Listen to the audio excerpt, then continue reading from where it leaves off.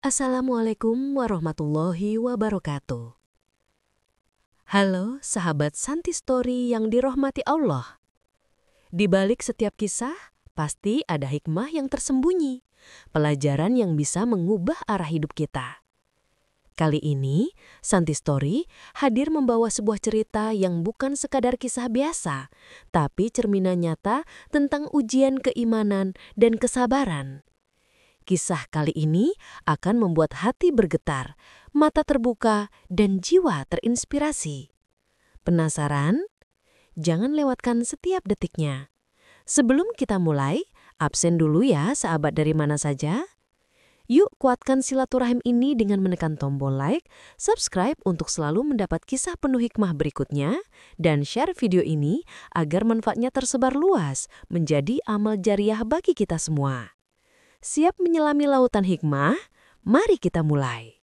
Pagi itu, cahaya matahari menerobos lembut melalui tirai kamar berwarna krem. Alia menatap langit-langit yang sama setiap pagi. Dengan perasaan yang entah mengapa terasa semakin hampa. Suara ketikan keyboard terdengar dari sudut ruangan. Raka, suaminya, sedang memeriksa laporan kerja sebelum berangkat ke kantor. Suara itu dulu selalu membuat hati Alia tenang. Tapi belakangan, bunyi ketikan itu justru terasa seperti jarak yang makin jauh di antara mereka. "Sayang, kamu udah sarapan?" tanya Alia sambil menyiapkan roti panggang dan secangkir kopi hangat. "Belum, bentar lagi," jawab Raka tanpa menoleh. Matanya masih terpaku di layar laptop. Dulu, setiap pagi selalu diisi tawa kecil dan percakapan ringan. Mereka biasa berebut tempat duduk di meja makan, bercanda tentang siapa yang paling duluan habis makan. Tapi kini, semuanya terasa mekanis. Raka duduk di meja makan dengan pandangan kosong, tangannya menggulir layar ponsel, sementara Alia hanya memperhatikan dari kejauhan, menahan perasaan yang tak bisa dijelaskan. "Jangan lupa nanti jemput Dava ya, pulang les jam 5, kata Alia pelan. Raka hanya mengangguk tanpa menjawab. Ada sesuatu di dalam diri Alia yang mulai terasa sepi. Meskipun rumah mereka selalu ramai dengan suara anak kecil yang riang. Ia tak lagi merasa menjadi bagian dari kehidupan suaminya. Seolah-olah Raka sudah punya dunianya sendiri. Dan Alia hanya pengisi latar yang sekadar lewat di setiap harinya. Sore harinya, setelah membereskan rumah dan mengantar Dava ke les, Alia duduk di beranda rumah sambil menatap taman kecil yang dulu mereka tanam bersama. Ia ingat betul bagaimana Raka dulu memegang tangannya erat sambil menanam bunga mawar pertama mereka di tanah yang masih lembek waktu itu. "Ini lambang cinta kita," katanya waktu itu, dengan senyum hangat yang kini sudah jarang terlihat. Malam datang. Raka pulang lebih larut dari biasanya. Wajahnya terlihat lelah tapi juga aneh. Ada sesuatu dalam ekspresinya yang tak bisa dibaca Alia. Ia menatapnya sebentar, lalu berpura-pura sibuk dengan piring kotor di wastafel. "Kamu belum makan?" tanya Raka tanpa benar-benar menatap.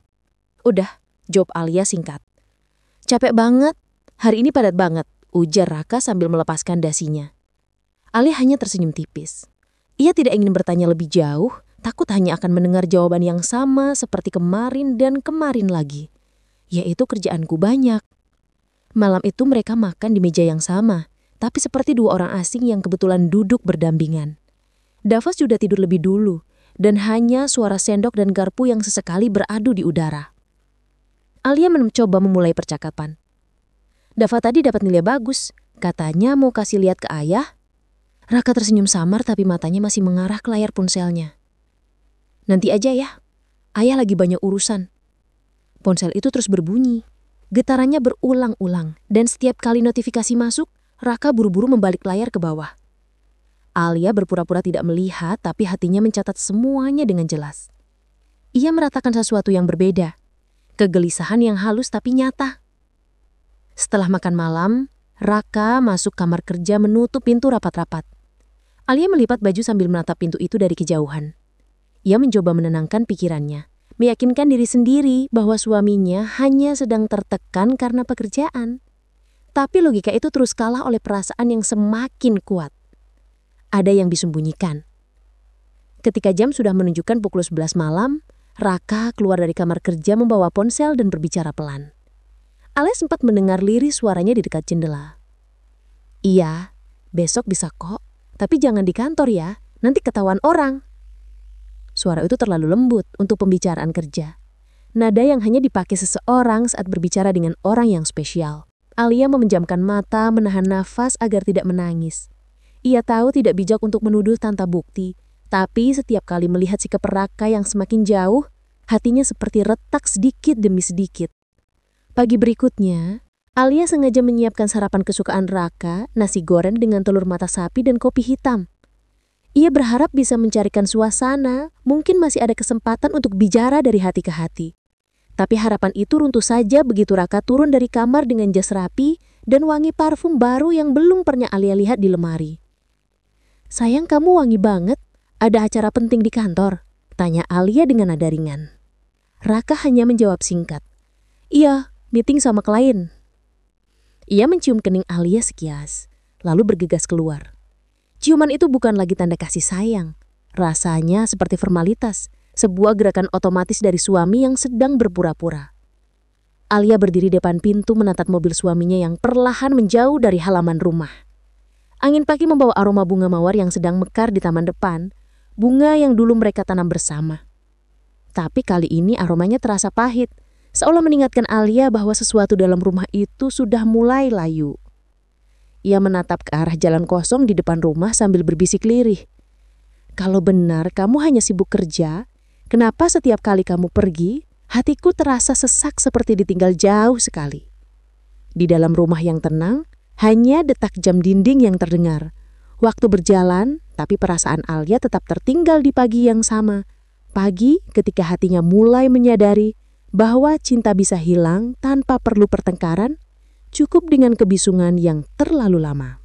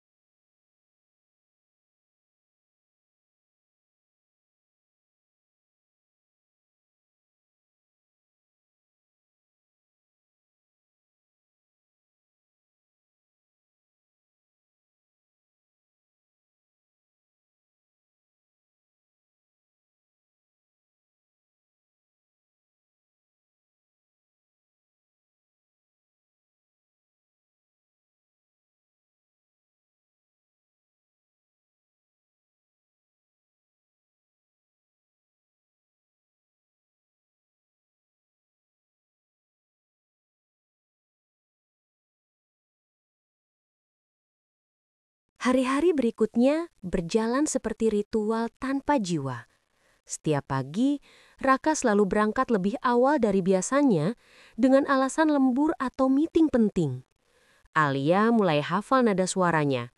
Datar, terburu-buru, seperti seseorang yang berusaha menghindar dari percakapan. Awalnya ia mencoba percaya. Ia menenangkan dirinya dengan berpikir mungkin memang pekerjaannya sedang padat. Tapi semakin hari, rasa percaya itu perlahan tergerus oleh kenyataan kecil yang tak bisa ia abaikan. Setiap kali Raka pulang larut, aroma parfum wanita samar menempel di kerah bajunya. Bukan aroma sabun atau pewangi ruangan, tapi aroma lembut dengan wangi bunga melati yang asing bagi Alia. Ia tak berani bertanya secara langsung, takut dianggap menuduh tanpa alasan. Namun di dadanya, rasa sesak itu semakin menumpuk. Suatu malam saat Raka baru saja pulang, Alia mencoba membuka percakapan dengan hati-hati. "Mas, belakangan ini kamu sering banget pulang malam. Emang lagi banyak kerjaan ya?" Raka meletakkan tasnya di sofa, tanpa menatap. "Iya, proyek baru dari pusat. Banyak laporan yang harus aku selesaikan." "Tapi kenapa kamu gak pernah cerita sih, Mas? Aku cuma pengen tahu aja, biar bisa bantu kalau kamu capek." Raka senyum kecil, tapi senyum itu hambar. "Gak usah khawatir, aku bisa ngatur sendiri." Alia hanya mengangguk pelan. Ia tahu suaminya sedang membangun tembok dan dirinya kini hanya berdiri di luar tembok itu, menunggu seseorang yang mungkin takkan lagi membuka pintu. Di hari-hari berikutnya, Raka semakin sulit ditebak. Kadang ia pulang larut lam, kadang bahkan tidak memberi kabar sama sekali hingga lewat tengah malam. Saat ditanya, jawabannya selalu sama. Rapat mendadak, kerjaan numpuk, atau klien yang tiba-tiba ingin bertemu. Semua terdengar masuk akal di telinga orang luar. Tapi di hati Alia, setiap alasan terasa seperti pisau kecil yang menggores pelan tapi dalam. Suatu sore, saat menjemput Dava di tempat les, Alia mendengar obrolan dua ibu yang sedang menunggu anak mereka. "Suamiku juga gitu, katanya lembur, tapi ternyata nongkrong bareng teman kantor cewek," kata salah satu dari mereka sambil tertawa getir. Alia hanya diam, menatap keluar jendela. Kalimat itu menancap begitu dalam. Ia tak tahu kenapa, tapi tiba-tiba tubuhnya terasa lemas. Sesampainya di rumah, ia duduk lama di ruang tamu sambil menatap foto pernikahan mereka di dinding. Waktu itu Raka terlihat begitu bahagia. Memegang tangannya erat sambil berjanji akan selalu menjaga. Tapi kini, senyum itu terasa seperti kenangan dari kehidupan lain. Alia menatap fotonya sendiri. Perempuan muda dengan mata berinar penuh harapan. Rasanya seperti melihat seseorang yang sudah lama pergi. Malamnya, ketika Raka bilang akan meeting lagi di kantor, Alia mencoba menahan diri untuk tidak bertanya lebih jauh. Ia hanya menjawab datar. "Hati-hati di jalan, Mas." Raka mengangguk, lalu pergi sambil mengetik sesuatu di ponselnya. Dari jendela kamar, Alia melihat mobil suaminya keluar dari halaman dan menghilang di tikungan. Entah dorongan dari mana, malam itu Alia memberanikan diri membuka laptop. Ia mengetik lokasi kantor Raka di Google Maps dan mencoba mengingat arah jalan yang sering disebut suaminya. Tapi rasa ingin tahunya tak berhenti di situ. Ia kemudian membuka aplikasi ponselnya, akun perbankan keluarga mereka yang biasa dipakai untuk pengeluaran bulanan. Ia melihat beberapa transaksi belakangan ini. Restoran mewah, coffee shop di luar jam kerja, dan satu pembelian bunga dari toko online. Dadanya terasa berat. Ia menatap layar lama sekali, mencoba mencari alasan logis, mencoba menolak kesimpulan yang mulai terbentuk di pikirannya. Tapi setiap angka, setiap catatan transaksi terasa seperti potongan puzzle yang menyusun satu gambar besar, dan gambar itu bukan sesuatu yang ingin ia lihat. Alia tak langsung menangis. Ia hanya duduk diam, memandangi layar dengan mata kosong. Sakitnya bukan karena uang itu, tapi karena percayaan yang ia jaga dengan tulus ternyata sedang dipermainkan. Ia menutup laptop itu perlahan, lalu berjalan ke kamar Dava. Anak kecil itu sudah tertidur lelap. Wajahnya tenang tanpa beban. Alia menyentuh pipinya lembut, berbisik lirih. "Kalau kamu besar nanti, Nak, semoga kamu tahu rasanya dicintai tanpa kebohongan." Beberapa hari setelah itu, suasana rumah makin sunyi. Raka jarang bicara, hanya memberi perintah singkat atau sekedar basa-basi. Alia belajar menelan semua pertanyaan yang ingin ia keluarkan. Ia tahu, semakin ia bertanya, semakin besar kemungkinan hatinya terluka. Tapi rasa ingin tahu itu tumbuh seperti duri. Kecil, namun terus menusuk setiap kali ia mencoba berpura-pura kuat. Suatu malam, ketika Raka sudah tidur, Alia mendengar suara notifikasi dari ponsel suaminya di meja. Layarnya menyala, dan di situ tertera nama yang asing, Sinta HRD. Pesan singkat itu sederhana. "Besok jangan lupa jam 7 ya, aku udah reservasi tempatnya. Orang tuaku juga pengen ketemu kamu." Alia menatap layar itu lama sekali. Jantungnya berdetak cepat, tapi bukan karena marah. Lebih ke arah perasaan kehilangan yang begitu dalam. Kehilangan percayaan, kehilangan harapan, kehilangan seseorang yang dulu ia yakini adalah rumah. Ia menutup layar ponsel itu perlahan, lalu berjalan ke kamar Dava. Anak kecil itu sudah tertidur lelap.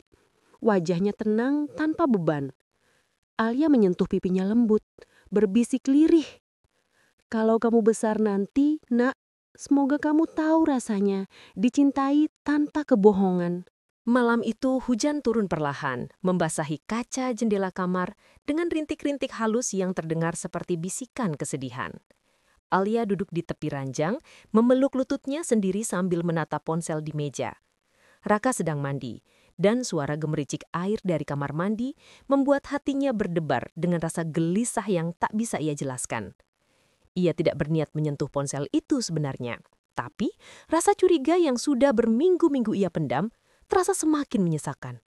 Setiap malam, Raka selalu membawa ponsel itu kemanapun, bahkan ke kamar mandi.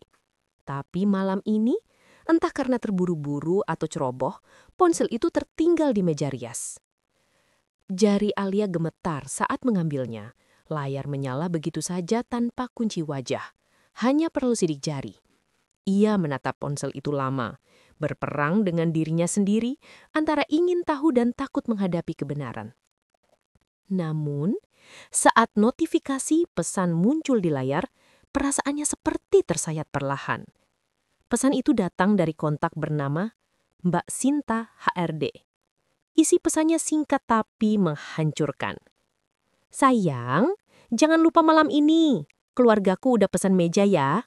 Aku udah bilang ke mama, kamu orangnya sopan dan pekerja keras banget. Gak sabar lihat kamu pakai kemeja biru itu. Kamu kelihatan keren banget kalau pakai warna itu." Tangan Alia langsung lemas. Nafasnya terasa berat seperti ada batu besar menekan dadanya. Ia membaca pesan itu berulang-ulang, berharap matanya salah membaca. Berharap itu hanya candaan atau salah kirim. Tapi tidak. Kalimat itu terlalu pribadi, terlalu mesra untuk hubungan antara karyawan dan atasan. Seketika air matanya jatuh tanpa suara. Pikirannya kosong.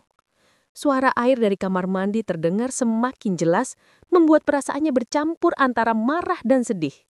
Ia ingin berteriak, ingin marah, tapi suaranya seakan terkunci di tenggorokan. Alia memandangi dirinya di cermin. Matanya mulai berbasah-basah, pipinya bergetar menahan tangis. Ia mencoba menenangkan diri, mengambil nafas dalam-dalam. Jangan langsung menuduh, mungkin cuma salah paham. Batinnya berusaha berlogika. Tapi saat ia membuka pesan lain, semua harapannya runtuh.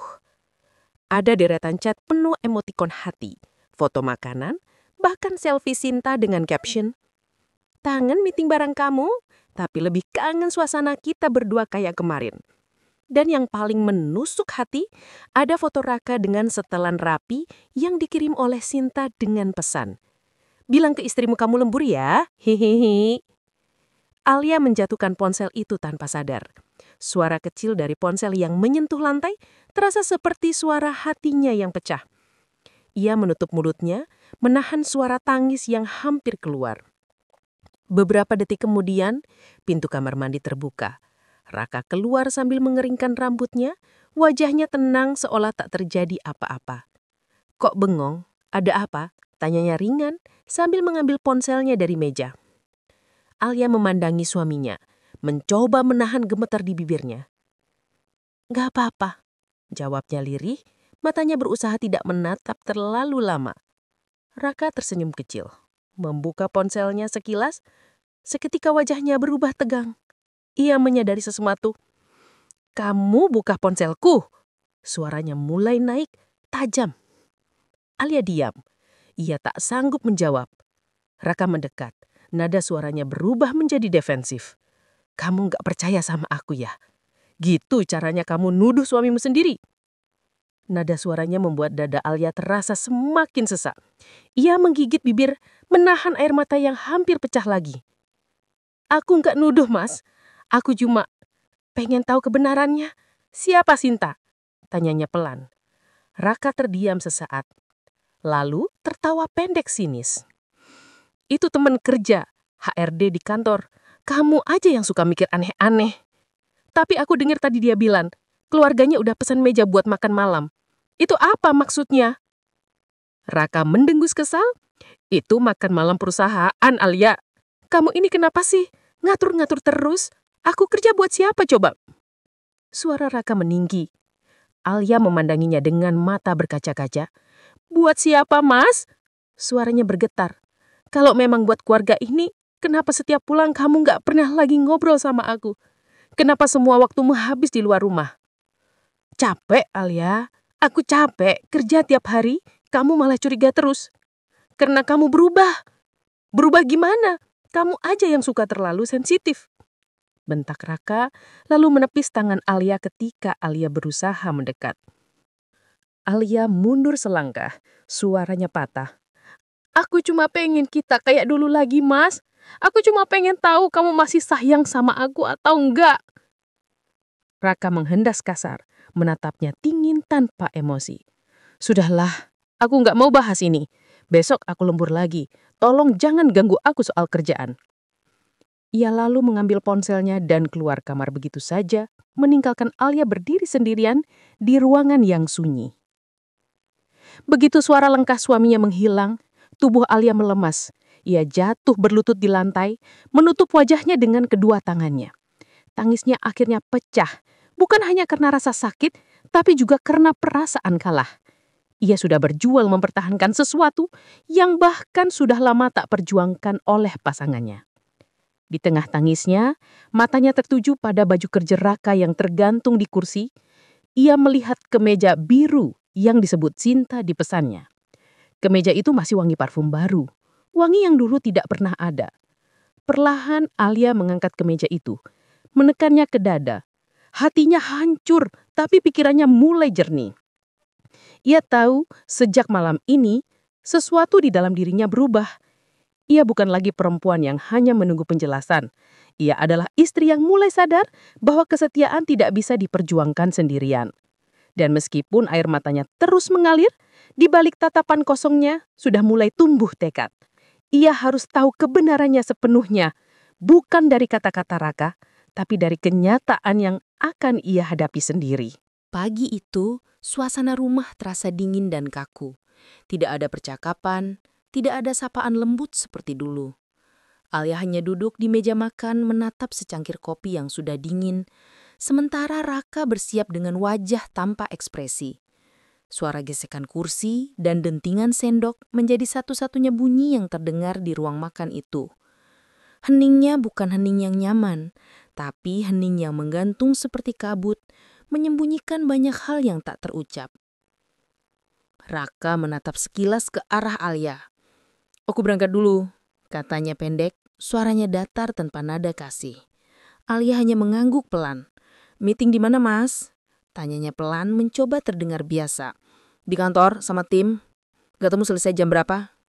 Setelah itu, tanpa menunggu balasan, Raka langsung beranjak pergi. Langkahnya terdengar tegas menuruni tangga, tapi ada getar kecil dalam suaranya ketika ia menutup pintu, seolah menyembunyikan sesuatu di balik ketenangannya yang pura-pura. Alia menatap punggung suaminya hingga menghilang di balik pagar rumah. Sejak kejadian malam itu, Alia mencoba menahan diri untuk tidak memperpanjang pertengkaran. Ia berpikir, mungkin jika ia tetap lembut, Raka akan luluh. Ia menata ulang caranya bersikap. Tidak banyak bertanya, tidak menuntut, hanya berharap suaminya kembali seperti dulu. Tapi setiap kali mencoba berbicara, Raka selalu menanggapi dengan dingin. Malam harinya, Raka pulang lebih larut lagi. Jam dinding sudah menunjukkan pukul 11 lewat.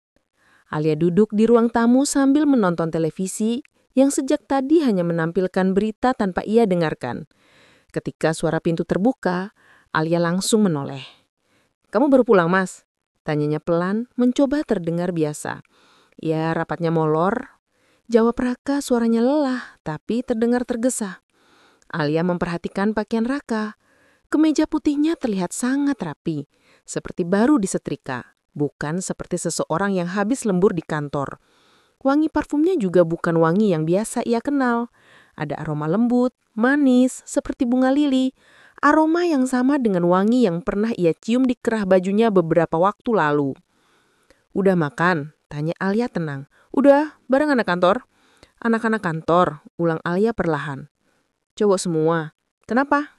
"Enggak, cuma nanya," jawab Alia cepat, lalu menunduk. Raka menghentakkan nafas panjang meletakkan asnya di sofa. "Alia, kamu ini kenapa sih? Setiap aku ngomong apa, selalu ditanya ulang. Aku capek kerja seharian, pulang disambut kecurigaan terus." Alia menatapnya, matanya berkaca-kaca. "Aku cuma pengen tahu kabar kamu, Mas. Aku nggak curiga, aku cuma khawatir. Ya caranya bukan kayak gitu. Kalau kamu nggak percaya, aku mending kerja aja terus, nggak usah pulang." Kata-kata itu seperti tamparan keras di wajah Alia. Ia menunduk, tidak ingin memperlihatkan air mata yang mulai jatuh. "Maaf, Mas, aku cuma pengen kita ngobrol lagi kayak dulu. Sekarang aku bahkan nggak tahu kamu lagi ngerjain apa, atau kamu bahagia atau enggak. Aku ngerasa kayak orang asing di rumah sendiri." Raka tidak menjawab. Ia berjalan masuk ke kamar, meninggalkan Alia sendirian di ruang tamu dengan perasaan yang sulit dijelaskan. Alia menatap ke arah pintu kamar yang tertutup rapat. Ia menahan tangisnya dengan menggigit bibir, tapi suaranya tetap pecah. Di dalam kamar, Raka menatap dirinya di cermin. Ada bayangan sama rasa bersalah di wajahnya. Tapi ia menepisnya cepat. Ia menatap ponselnya, membuka pesan dari Sinta. "Mas, hati-hati ya. Jangan sampai istrimu curiga. Malam ini aku senang banget. Keluargaku suka kamu." Raka tersenyum kecil. Tapi senyum itu tidak menenangkan, justru menimbulkan kegelisahan yang tak dia pahami. Sementara di luar kamar, Alia duduk termenung. Di tangannya ada foto lama. Foto mereka saat liburan pertama ke Jogja. Di sana Raka tertawa lepas sambil menggandeng tangannya erat dan Alia ingat betul bagaimana perasaannya waktu itu. Aman, dicintai, dan dihargai. Kini, foto itu terasa seperti kenangan dari kehidupan yang berbeda. Ia mencoba mencari kesalahan dalam dirinya. Apa ia terlalu cerewet?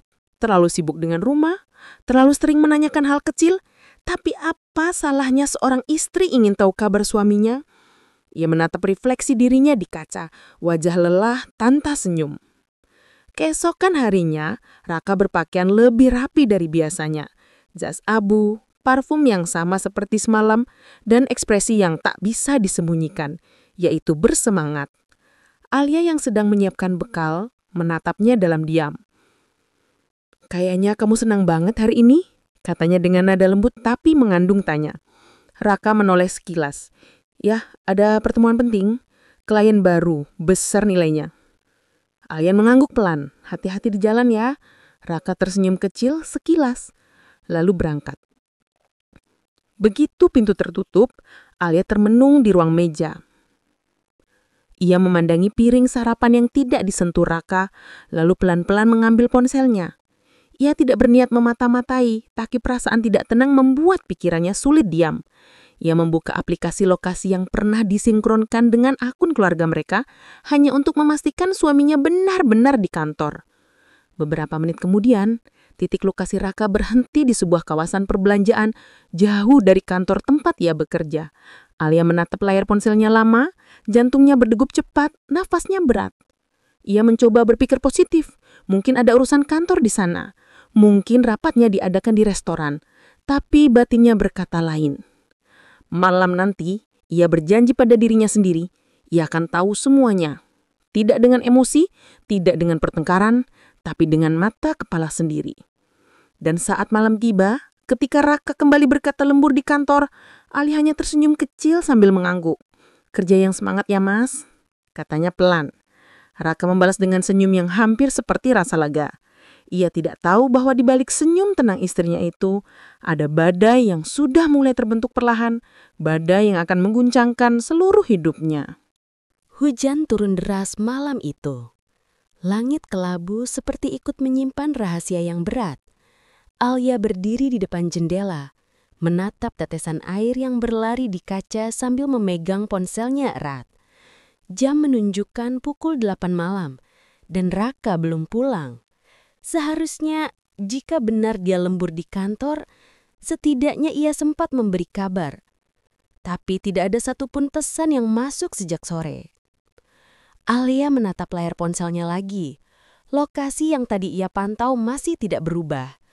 Titik bilu kecil itu tetap berada di satu tempat yang sama. Sebuah restoran mahal di kawasan elit kota. Restoran yang tidak mungkin digunakan untuk sekadar rapat kerja malam-malam seperti ini. Ia menelan ludah, mencoba menenangkan diri. Mungkin memang ada pertemuan bisnis di sana, tapi kenapa ia merasa dada sesak? Kenapa firasatnya begitu kuat mengatakan bahwa ada sesuatu yang disembunyikan Raka darinya? Setelah beberapa menit bimbang, Alia akhirnya mengambil kunci mobil. Tangannya gemetar, tapi langkahnya mantap. Ia mengenakan jaket panjang dan membawa payung hitam. Hujan masih deras ketika mobilnya keluar dari garasi. Wiper bergerak cepat, tapi pandangannya tetap kabur oleh air mata yang menahan di pelupuk. Sepanjang perjalanan, pikirannya penuh tanya. Apa yang aku lakukan ini salah? Apa aku terlalu curiga? Tapi kemudian ia teringat malam-malam ketika Raka pulang larut dengan baju rapi dan aroma parfum asing. Ia teringat kata-kata dingin suaminya yang seolah menjauhkan dirinya dari rumah sendiri. Semua potongan itu kini bersatu menjadi sesuatu yang menyesakkan. Ketika tiba di area restoran, Alia berhenti agak jauh, mematikan mesin mobil. Lampu restoran itu terang dan mewah, dengan jendela besar yang menampilkan pemandangan dalamnya. Dari tempatnya duduk, Alia bisa melihat beberapa orang sedang makan dengan tawa yang terdengar sampai keluar.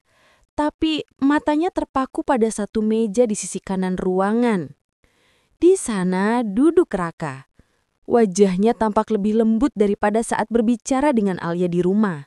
Ia tersenyum lebar, tertawa ringan. Bahkan tampak membetulkan rambut wanita yang duduk di sebelahnya. Wanita itu berpenampilan anggun mengenakan gaun krem sederhana tapi mahal. Di seberang mereka duduk sepasang orang tua yang terlihat hangat. Keluarga sang wanita barangkali. Alia membeku. Dunia di sekitarnya terasa memudar.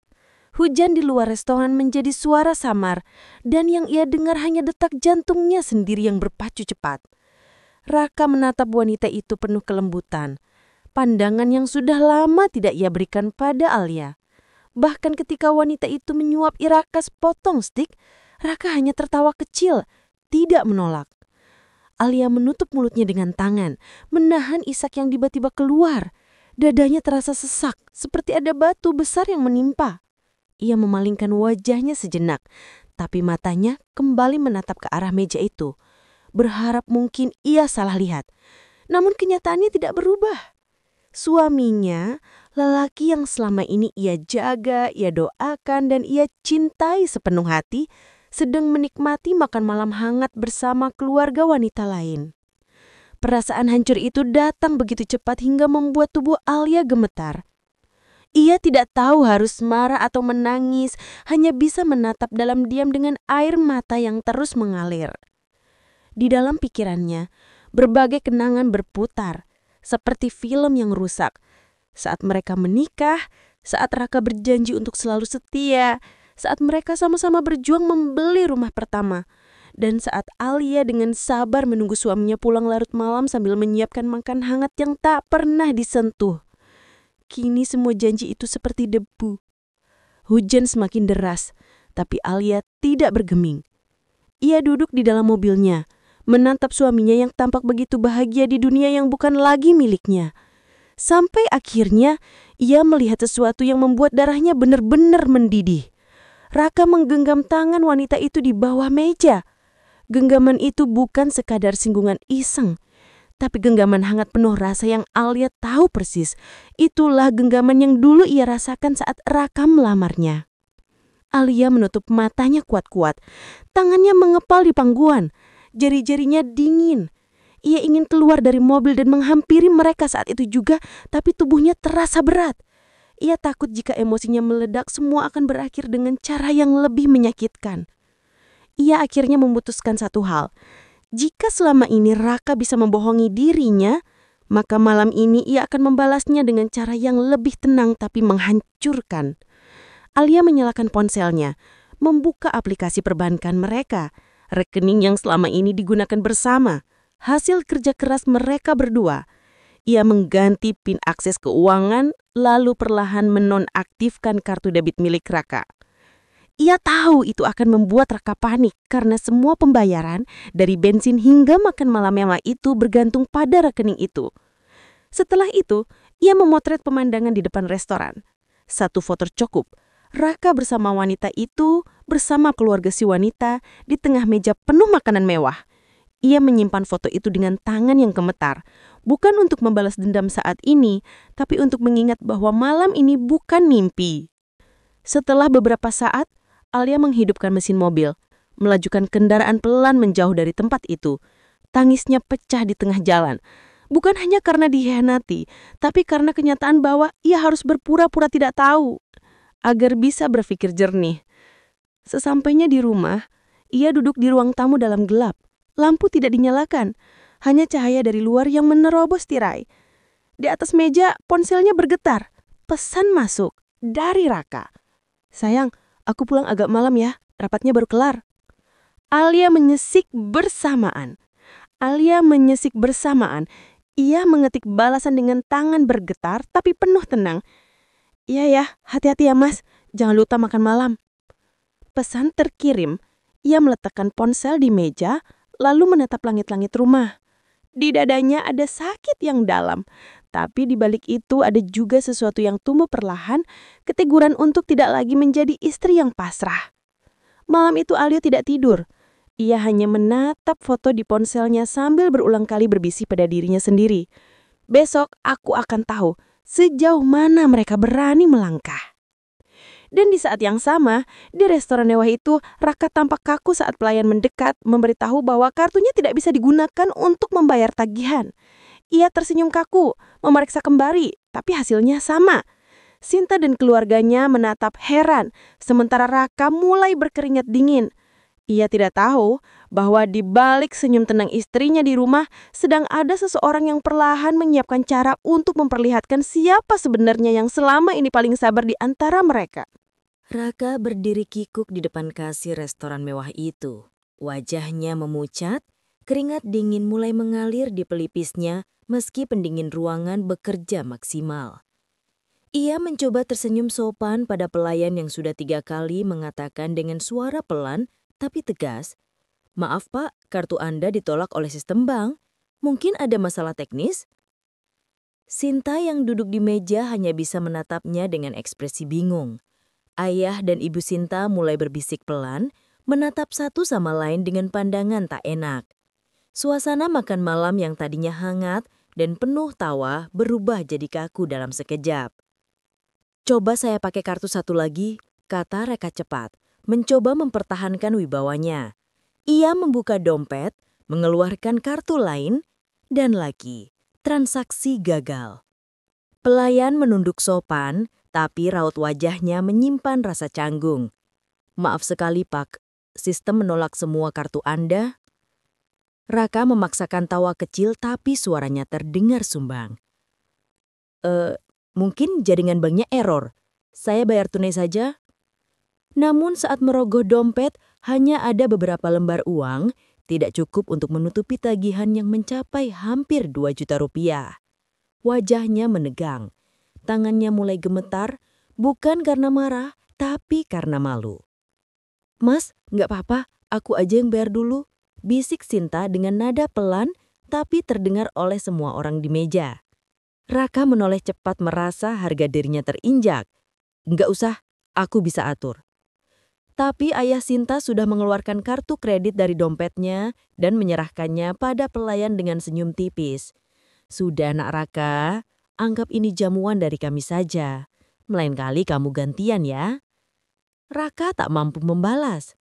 Ia hanya menunduk, wajahnya merah padam. Sinta mencoba menenangkannya, tapi genggaman tangannya justru membuat Raka semakin gelisah. Dalam hatinya ia tahu pasti siapa yang menyebabkan kartu itu tidak bisa digunakan. Alia. Hanya dia yang punya akses penuh ke rekening bersama mereka. Sementara itu di rumah, Alia duduk tenang di ruang tamu dengan secangkir teh yang sudah dingin.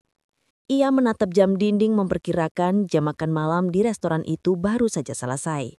Ia membayangkan Raka yang terbata-bata di depan kasir mencoba menutupi rasa malunya. Tapi anehnya tidak ada rasa puas di hati Alia. Yang ada hanya getir, karena bahkan balasan kecil ini pun lahir dari rasa kecewa yang dalam, bukan dari kebencian. Ponselnya bergetar. Nama Raka muncul di layar. Alia menatapnya lama sebelum mengangkat. "Halo Mas," sapanya pelan. "Kenapa rekening aku diblokir?" Suara Raka terdengar menahan marah, tapi ada juga nada gugup di dalamnya. Alia meneguk napas. "Rekeningnya aku ubah pinnya Mas, supaya lebih aman. Kan kemarin ada transaksi aneh di luar jam kerja, aku takut ada yang salah." "Transaksi aneh apaan? Kamu pikir aku nggak tahu?" bentak Raka di ujung sana. Alia menahan diri agar suaranya tetap tenang. "Aku cuma menjaga Mas, aku pikir kamu akan senang karena aku perhatian." Hening sesaat, hanya terdengar napas berat dari Raka. "Udahlah, nanti aku pulang kita bicarain," katanya dengan nada tajam sebelum menutup telepon tanpa menunggu balasan. Alia menatap layar ponsel yang kembali gelap. Di dadanya ada perasaan campur aduk, antara takut menghadapi amarah suaminya dan lega karena setidaknya malam ini ia tahu siapa sebenarnya Raka selama ini. Ia bangkit, membereskan cangkir, lalu berjalan ke kamar. Malam itu, Raka pulang hampir tengah malam. Suara langkahnya berat, terdengar jelas di antara kesunyian rumah. Alia yang duduk di ruang tamu pura-pura membaca buku. Padahal sejak 15 menit lalu sudah menunggu kedatangannya. Raka membuka pintu dengan kasar. Jaketnya basah oleh hujan yang mulai turun lagi. Wajahnya tegang. "Apa maksudmu main blokir rekening tanpa izin aku?" katanya langsung tanpa basa-basi. Alia meletakkan buku di pangkuannya, menetapnya dengan tenang. "Rekening itu atas nama kita berdua Mas. Jadi aku punya hak untuk menjaga kalau aku rasa ada yang nggak beres." "Nggak beres gimana? Masa makan uang diambil buat makan malam di restoran mewah, sementara aku di rumah cuma makan nasi dingin sendirian? Itu namanya beres?" Kata-kata itu membuat Raka terdiam sejenak tapi ia segera menepisnya. "Kamu ngikutin aku?" Alia tidak langsung menjawab. Ia hanya menatap suaminya, pandangan yang tenang tapi menusuk. "Aku cuma melihat kenyataan Mas. Aku nggak butuh ngikutin karena semuanya sudah jelas. Aku tahu kamu sama siapa malam ini. Aku lihat semuanya." Wajah Raka berubah. Ia mundur setengah langkah, matanya melebar. "Kamu ngapain di sana?" "Diam, duduk, dan ngelihat suami aku makan malam dengan keluarga perempuan lain, ketawa seolah aku nggak pernah ada." Hening. Tak ada suara selain hujan di luar dan detak jam dinding. Raka tak bisa berkata apa-apa. Alia menatapnya dengan mata yang berkaca-kaca. tapi tidak menangis. "Mas, aku bukan gak tahu kalau rumah tangga bisa berubah.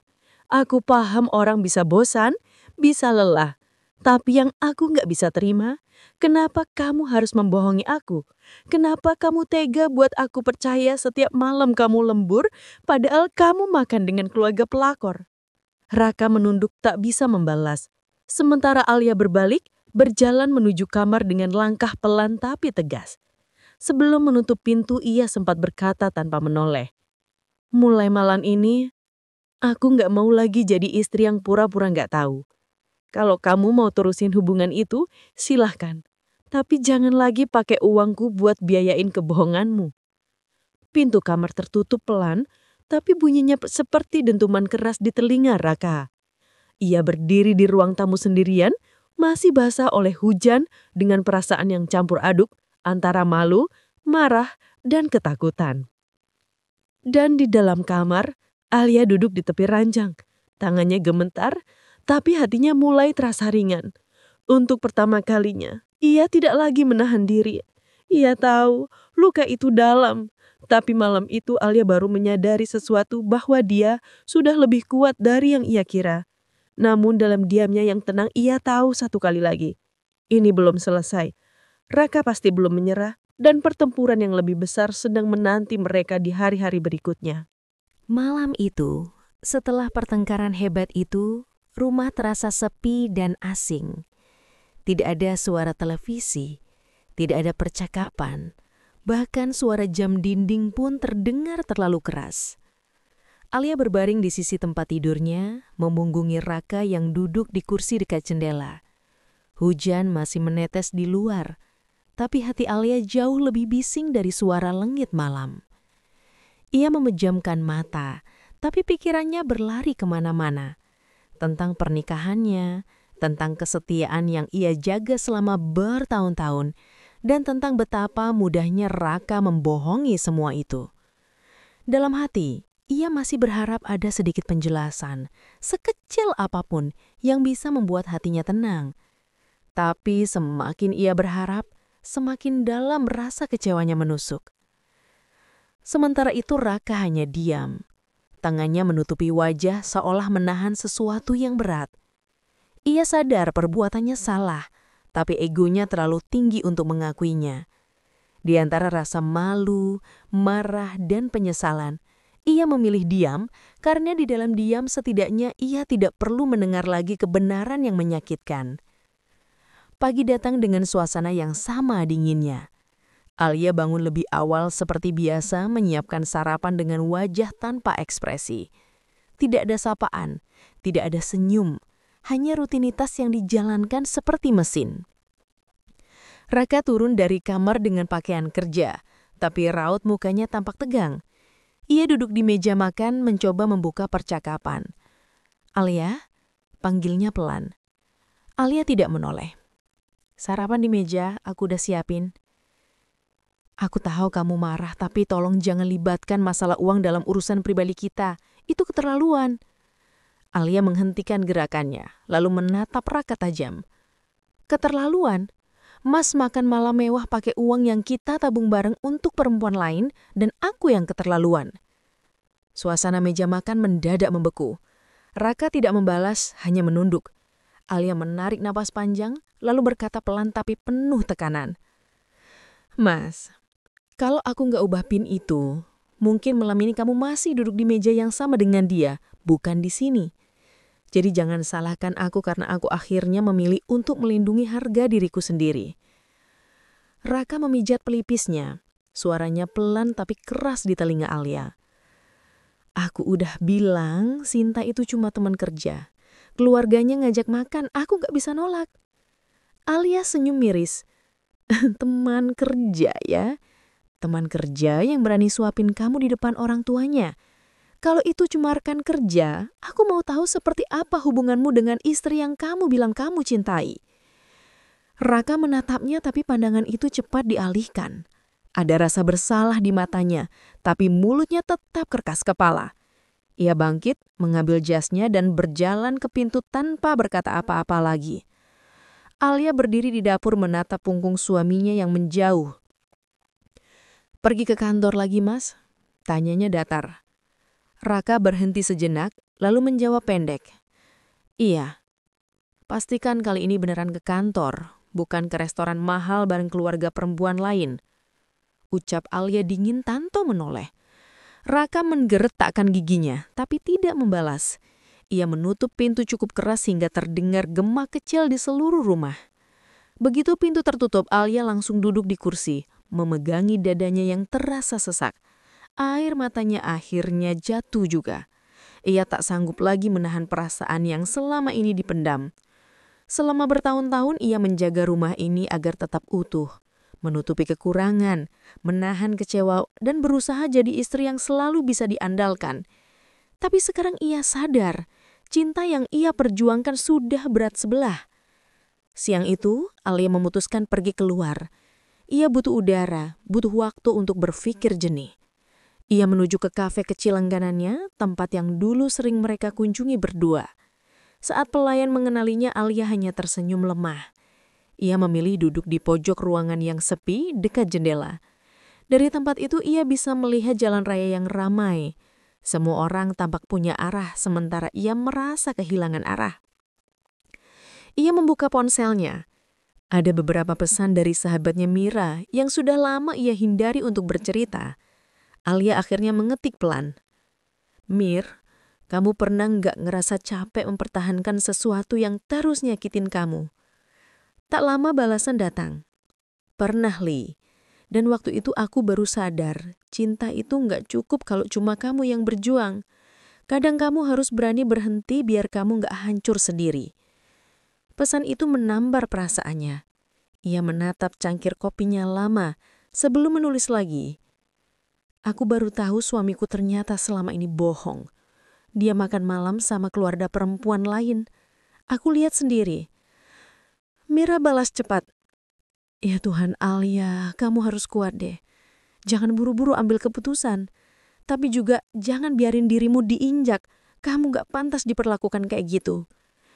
Alia menatap layar ponsel itu lama. Air matanya menetes perlahan ke meja. Ia tahu sahabatnya benar. Tapi yang membuatnya hancur bukan hanya soal pengkhianatan, melainkan bagaimana Raka bisa terlihat sebegitu tenang berbohong seolah perasaannya tidak lagi berarti.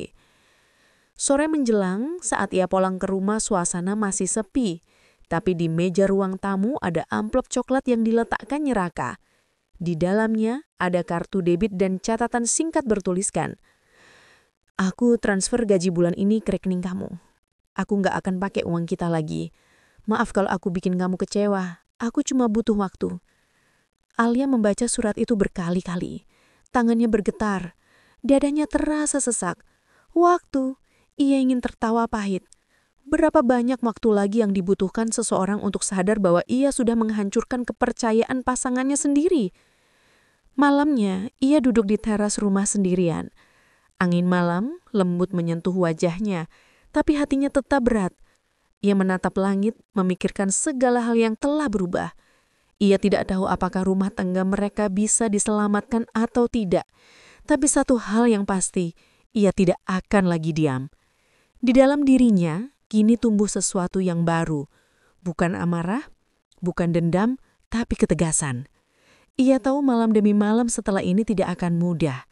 Tapi ia juga tahu perempuan yang selama ini dianggap lemah sudah mulai menemukan kekuatannya sendiri. Dan di tempat lain, Raka duduk di mobil di depan rumah Sinta. Ia tidak masuk, hanya menatap rumah itu dari kejauhan. Dalam hatinya ada kekosongan aneh, rasa bersalah yang menyesakan, dan rasa takut kehilangan yang mulai ia pahami terlambat. Malam itu, hujan turun perlahan di luar jendela rumah. Rintiknya menimbulkan suara samar yang biasanya menenangkan. Tapi malam itu justru membuat hati Alia semakin bergejolak. Ia duduk di ruang tamu dengan ponsel di tangan. Layar menampilkan notifikasi dari aplikasi keuangan. 3 transaksi terakhir baru saja masuk. Semuanya atas nama Raka, suaminya. Restoran mewah di kawasan Menteng. Totalnya tidak main-main, jutaan rupiah. Padahal sore tadi Raka berpamitan dengan wajah lelah, mengatakan harus lembur karena laporan akhir bulan. Alia menggigit bibir bawahnya. Ada rasa sesak di dada, antara marah, sedih, dan tidak percaya. Ia mencoba menguatkan diri. Mungkin Raka hanya makan dengan klien, pikirnya. Tapi jam di dinding sudah menunjukkan pukul 9:15 malam. Kalau memang bersama klien, kenapa belum juga pulang? Ia membuka ponsel dan mencoba menelpon. Tapi deringnya berhenti setelah beberapa nada. Kemudian masuk ke pesan suara. Alia menatap layar yang padam. Perasaannya makin kacau. Ia menatap pintu kamar anaknya yang tertutup rapat. Di dalam, si kecil, Dava, sedang tertidur pulas. Napasnya teratur, wajahnya damai. Pemandangan itu membuat air mata Alia menetes. "Nak, kalau ayahmu tahu, kamu nunggu dia tiap malam, pasti dia nggak akan tega begini," gumamnya lirih. Tapi rasa sakit itu makin menyesakkan. Malam ini, semua tanda terasa begitu jelas. Selama beberapa minggu terakhir, Raka sering pulang larut. Alasannya hampir selalu sama. Kerjaan kantor lagi padat. Namun kali ini, semua rasa curiga seperti menemukan bentuknya. Alia bangkit dan berjalan ke meja makan. Piring yang sudah disiapkannya masih tertata rapi. Nasi yang mulai mengeras, lauk yang sudah dingin. Ia menatap kursi di seberang tempat biasanya Raka duduk. Katanya lembur, tapi uang kantor kok kepake buat makan malam mewah. Gumamnya getir. Ia menatap layar ponselnya lagi. Jemarinya bergetar ketika membuka aplikasi rekening bersama. Di sana, terlihat saldo mereka dan Alia tahu Raka menggunakan kartu itu. Tanpa pikir panjang, ia mengubah PIN-nya. Langkah yang mungkin dianggap kecil, tapi baginya itu bentuk perlindungan. Kalau dia masih bisa bayar Alia makan enak sama orang lain sementara aku di rumah nungguin, biar besok dia rasain bingungnya. Katanya pelan, suaranya serak. Setelah mengganti PIN, Alia tak berhenti di situ. Ia memblokir sementara akses Raka ke rekening tersebut. Sambil menarik napas panjang, ia menatap layar ponsel yang kini hening. "Aku cuma ingin lihat seberapa penting aku buat kamu, Mas," ucapnya pelan. Beberapa menit kemudian, ponselnya bergetar. Nama Raka muncul di layar. Sekilas Alia ragu untuk menjawab, tapi akhirnya ia menekan tombol hijau. "Halo Mas," suaranya datar. "Alia, ini kenapa kartu aku nggak bisa dipakai? Aku lagi di luar, ada keperluan penting. Tadi aku mau bayar tapi gagal." Nada Raka terdengar tegang, sedikit panding. "Oh gitu ya," jawab Alia tendang, tapi di balik suaranya ada bara yang menahan letupan. "Di luar? Lembur ya?" "Iya, kan aku udah bilang, lagi banyak kerjaan. Tapi tolong dong jangan ubah apa-apa dulu, aku butuh aksesnya." Alia menatap ke jendela yang kini berembun. "Kerjaan yang makan malam di restoran mewah, Mas." Raka terdiam. Suara di seberang sunyi sejenak. Lalu terdengar tawa gugup. "Kamu lihat transaksi ya, itu cuma, ya makan bareng teman kantor aja." "Teman kantor?" Alia mengulang dengan nada pelan tapi penuh tekanan. "Teman kantor sampai 3 transaksi di restoran yang sama dengan total segitu, Mas." "Mas pikir aku nggak tahu?" "Ran, kamu jangan mikir yang enggak-enggak." "Mas yang bikin aku mikir, bukan aku yang mau mikir." Ucapan Alia menusuk hening di antara mereka. Suara hujan semakin deras di luar sana, tapi tidak cukup deras untuk menutupi bunyi sesak dari dadanya sendiri. "Aku cuma ingin kamu jujur, Mas. Lalu memang ada yang lain, bilang. Aku nggak mau terus dibohongi." Tapi Raka hanya menghela napas, mencoba terdengar tenang. "Ran, nanti aja kita bahas. Aku masih di luar, banyak orang di sini." "Banyak orang? Iya, aku tahu. Ada keluarga pelakor itu kan?" Alia menatap lurus ke arah ponselnya. Air matanya jatuh satu-satu. "Raka, kamu jangan asal ngomong." "Aku nggak asal, Mas. Aku tahu di mana kamu sekarang." Suara napas Alia mulai berat. Semua emosi yang selama ini ia tahan mulai mendidih di dalam dada. "Tahu nggak, Mas? Aku di rumah nungguin kamu makan bareng. Nyiapin semuanya. Tapi ternyata kamu lebih memilih meja makan lain dengan perempuan lain. Ran, cukup. Belum cukup, Mas. Aku yang cukup. Cukup sabar, cukup bodoh percaya kamu. Telepon itu akhirnya diputus sepihak oleh Raka. Tapi bagi Alia itu sudah cukup menjadi bukti bahwa semuanya benar. Tak ada alasan lagi yang bisa menutupi kebohongan itu. Ia berdiri dari kursinya, menatap cermin besar di ruang tamu. Wajahnya sembab, tapi matanya menyala dengan tekad. Malam ini, aku gak akan diam lagi, gumamnya lirih. Ia mengambil jaketnya, memasukkan kunci mobil ke dalam tas, dan menatap foto keluarga di meja kecil. Wajah Raka tersenyum di sana bersama dirinya dan Dava. Senyummu di foto itu palsu, Mas, katanya lirih. Dengan langkah pasti, Alia berjalan keluar rumah. Hujan yang deras mengguyur tubuhnya, tapi ia tak peduli. Malam ini ia berniat mendatangi restoran itu sendiri, ingin melihat dengan mata kepala sendiri bagaimana suaminya bisa begitu tega. Jalanan basah, udara malam dingin menusuk, tapi di dada Alia api kemarahan terus menyala. Ia menyalakan mesin mobil, pandangannya fokus pada arah tujuan. Dalam hati hanya satu kalimat yang terus berputar. Kalau malam ini aku harus hancur, biar aku hancur dengan kebenaran di depan mataku sendiri. Alia memarkir mobilnya beberapa meter dari restoran mewah yang berkilau di tengah hujan malam. Lampu-lampu di terasnya memantul di jalanan basah, membuat tempat itu tampak seperti dunia yang asing, terlalu indah untuk tempat yang menyimpan pengkhianatan. Nafasnya tersengal pelan, jemarinya mencengkeram erat kemudi. Dari kaca depan, ia melihat siluet seseorang keluar dari mobil hitam yang sangat ia kenali. Mobil Raka. Jantungnya berdegup kencang, hampir tak beraturan. Raka turun sambil memegang payung, berlari kecil ke arah pintu restoran.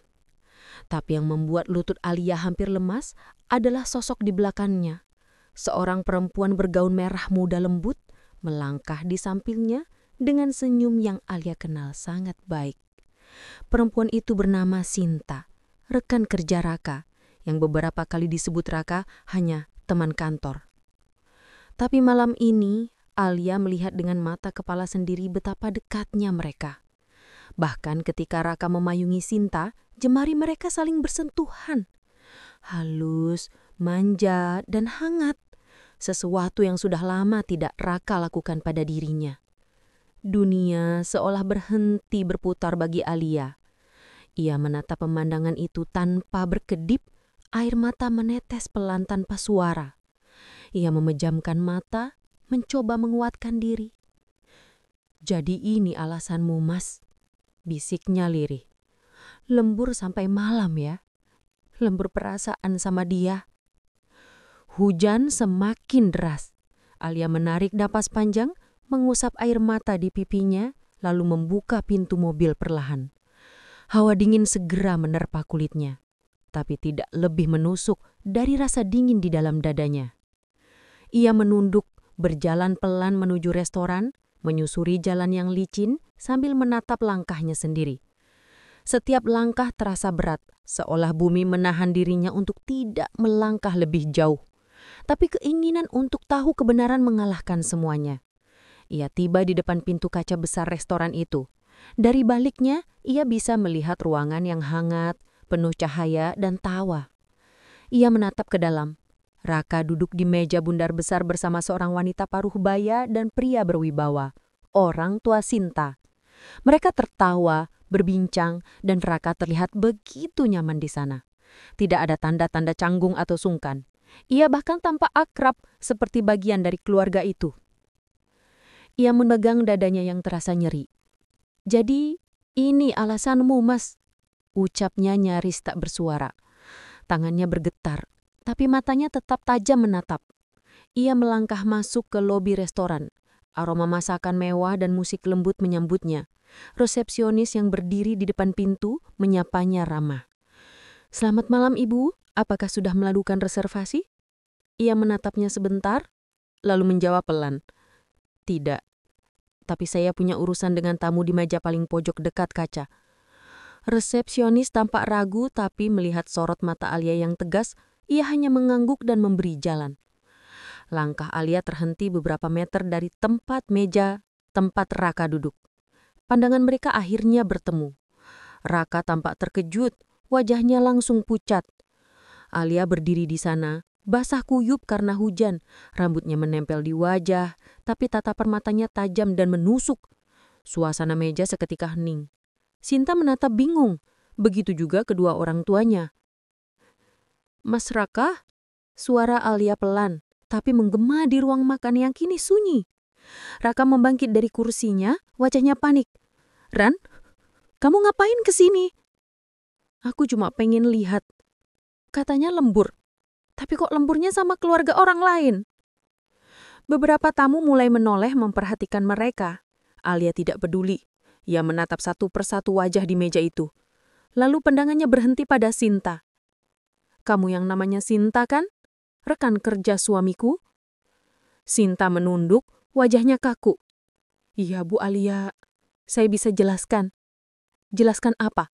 Kalau kalian makan bareng, duduk berdua, bahkan aku lihat sendiri Raka payungin kamu kayak pasangan kekasih." Raka mencoba menenangkan. "Ran, tolong jangan buat keributan di sini." "Keributan?" Alia tersenyum miring, tapi suaranya bergetar. "Keributan itu kamu yang mulai. Aku cuma datang buat lihat bukti. Dan ternyata lebih nyata dari yang aku bayangkan." Alia melangkah lebih dekat ke meja. Tangannya gemetar, tapi matanya tetap tajam menatap. "Kamu tahu nggak, Mas? Di rumah, Dava nanya terus kenapa ayahnya nggak pernah makan malam bareng lagi. Aku jawab, ayahnya sibuk kerja. Tapi ternyata ayahnya sibuk ngebahagiain orang lain." Kalimat itu membuat Raka menunduk. Wajahnya tak lagi bersahabat. Suara musik di restoran sudah berhenti. Hanya tersisa bisik-bisik tamu lain yang menyaksikan kejadian itu. Sinta mencoba bicara. "Bu Alia, ini nggak seperti yang ibu pikirkan. Kami cuma makan." "Cuma makan?" Alia menatapnya tajam. "Kamu pikir perempuan sepertiku akan percaya begitu aja? Aku tahu semua, Sinta. Aku tahu Raka kirim bunga ke kamu. Aku tahu dia beliin kamu jam tangan itu. Dan malam ini, aku lihat sendiri kalian makan sama keluarga kamu. Jadi, aku cuma mau tanya satu hal." Ia menatap Raka dalam-dalam. "Kamu mau pilih siapa, Mas? Aku atau dia?" Raka terdiam lama. Nafasnya tersendat. Semua orang memendaminya. Tapi tak ada kata keluar dari bibirnya. Alia menahan air matanya. "Diam ya.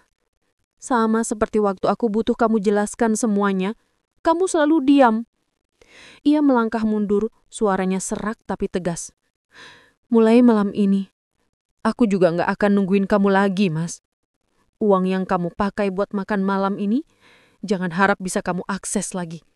Aku udah ganti semua PIN-nya." Wajah Raka langsung tegang. "Ran, kamu jangan gila." Alia tersenyum tipis. "Aku gak gila, Mas. Aku cuma sadar." Ia berbalik, menatap semua yang ada di meja. "Terima kasih ya. Udah bantu buktiin siapa suamiku sebenarnya." Dengan langkah pelan tapi mantap, ia meninggalkan restoran itu. Hujan masih deras di luar, tapi kini ia tak lagi merasa dingin. Di balik air matanya ada rasa lega. Lega karena akhirnya ia tahu kebenarannya tanpa perlu lagi menebak-nebak. Namun jauh di dalam hatinya, luka itu menancap dalam. Dan malam itu, untuk pertama kalinya, Alia sadar bahwa kesetiaan yang ia pelihara dengan sepenuh hati ternyata bisa dikhianati dengan begitu tenang, seolah tidak pernah berarti apa-apa.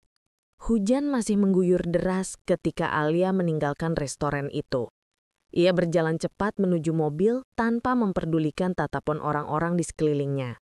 Gaunnya basah kuyup, rambutnya menempel di wajah, namun langkahnya tegas.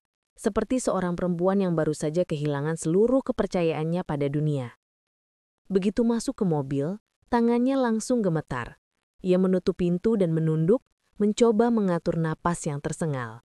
Tapi sekuat apapun ia menahan, air matanya tetap mengalir deras.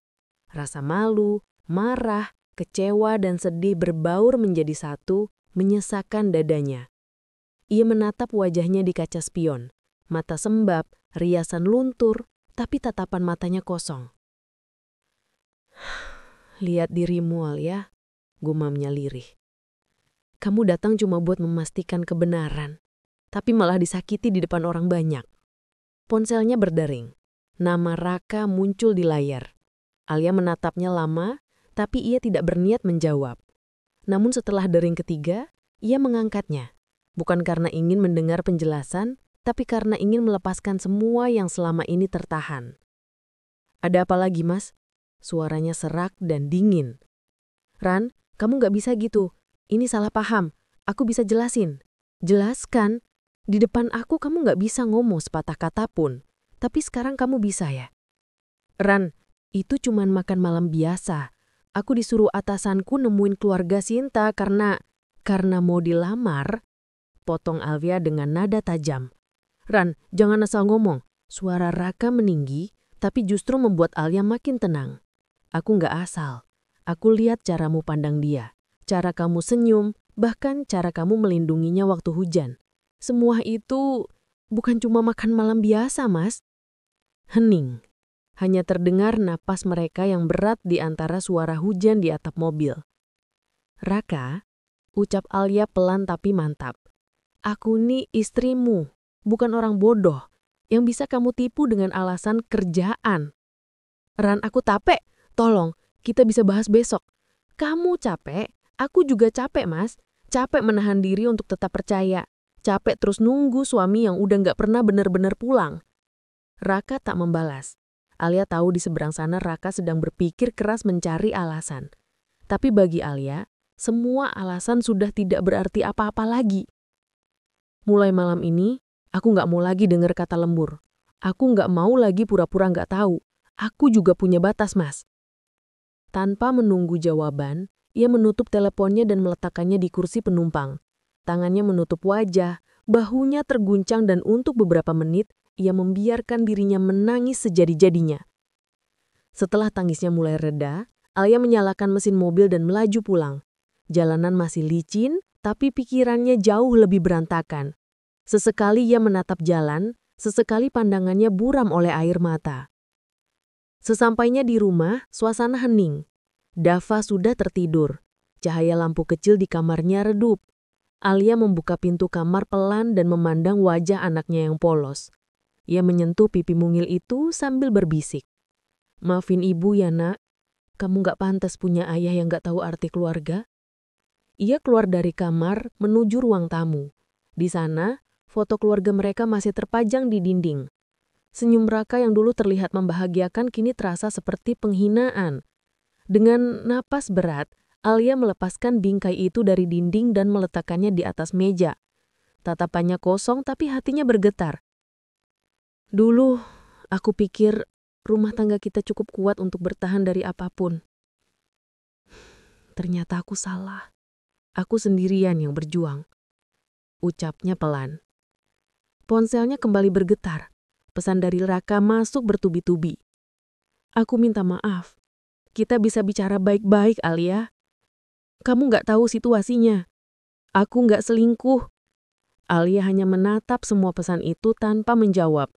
Tangannya malah membuka aplikasi keuangan. Ia mengecek mutasi terakhir. Transaksi makan malam yang mewah itu masih tertera jelas. Dengan tenang ia menghapus akses Raka sepenuhnya dari rekening mereka, lalu menuliskan satu pesan singkat ke Raka. "Kalau kamu bisa bohong soal cinta, aku juga bisa tegas soal uang. Besok cari uangmu sendiri, Mas. Aku sudah cukup menopang hidup orang yang mengkhianati aku." Ia menekan kirim, lalu meletakkan ponselnya. Untuk sesaat hening benar-benar menguasai ruangan. Tapi di dalam hati Alia ada perang yang tak bisa diredam sekaligus. Antara amarah dan cinta yang belum sepenuhnya padam. Beberapa menit kemudian, suara pintu depan terbuka. Raka pulang dengan wajah basah oleh hujan. Ia melihat Alia duduk di sofa, memeluk bantal, menatapnya tanpa ekspresi. "Ran," panggilnya pelan. Alia tidak menjawab. Ia hanya menatap Raka lama, seolah ingin membaca wajah itu satu persatu. Wajah yang dulu ia percaya sepenuhnya, wajah yang kini terasa asing. "Aku bisa jelasin semuanya. katanya akhirnya berjalan mendekat. Itu bukan seperti yang kamu lihat. Jadi seperti apa, Mas? Kamu mau bilang aku salah paham lagi? Aku datang ke restoran itu, aku lihat kamu duduk dengan keluarganya, tertawa. Kamu mau bilang aku halu? Raka menghela napas. Mereka cuma klien penting dari kantor, Alia. Aku nggak punya niat lain. Alia tertawa getir. Klien? Jadi kamu payungin klien gitu? Kamu beliin jam tangan buat klien juga? Raka terdiam. Tak ada lagi alasan yang bisa ia ucapkan. Alia berdiri, mendekat perlahan. Kamu tahu nggak, Mas? Kenapa aku datang ke sana malam ini? Raka menatapnya lemah. Kenapa? Karena aku masih pengen percaya kamu. Suara Alia pecah. Tapi yang aku lihat malah kebohonganmu sendiri. Raka mencoba menyentuh tangan Alia, tapi ia menepisnya. Jangan sentuh aku dulu, Mas. Aku butuh waktu buat tenang. Ran, tolong jangan buat masalah besar. Alia menatapnya dengan mata yang sudah tak lagi berair, tapi penuh luka. Masalah besar itu bukan aku yang buat, Mas. Kamu yang mulai sejak kamu lupa pulang.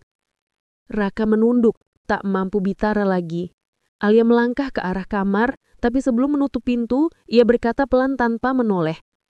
Mulai malam ini, rumah ini bukan tempat buat orang yang gak tahu arti setia. Kalau kamu mau tidur, cari tempat lain. Suara pintu tertutup perlahan, meninggalkan Raka berdiri di ruang tamu dalam diam. Dan di balik pintu kamar, Alia bersandar, tubuhnya bergetar.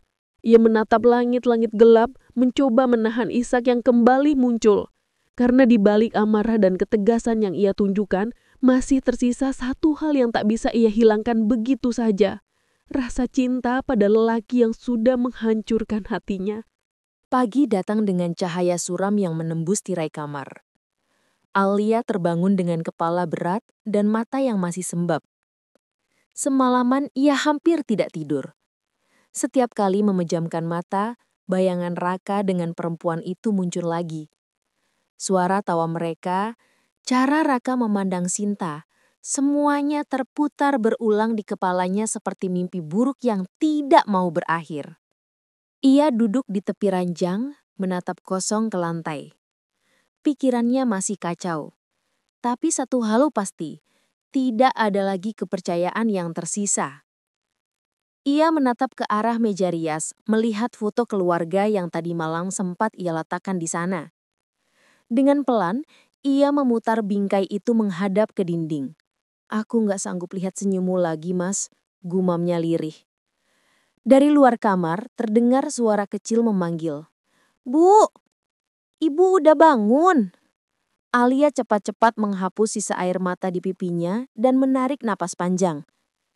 Ia membuka pintu kamar, menemukan Dava berdiri di depan pintu dengan rambut acak-acakan dan boneka di tangannya. Ibu nggak tidur semalam?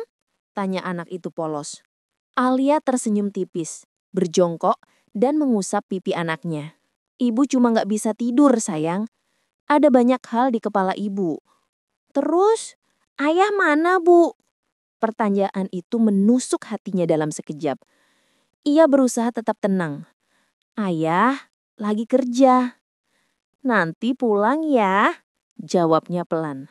Padahal ia tahu, Raka tadi malam tidur di ruang tamu. Ia sempat mendengar langkahnya, suara televisi yang menyala tanpa alasan, dan pintu yang ditutup pelan-pelan menjelang subuh. Alia menyiapkan sarapan seadanya. Tangan yang biasanya cekatan, kini terasa gemetar setiap kali menyentuh alat masak. Dava duduk di meja makan. Sesekali menatap ibunya yang tampak lebih diam dari biasanya. Ibu, kenapa wajahnya sedih? Tanya Dava polos. Enggak kok, ibu cuma capek, jawab Alia sambil memaksa senyum.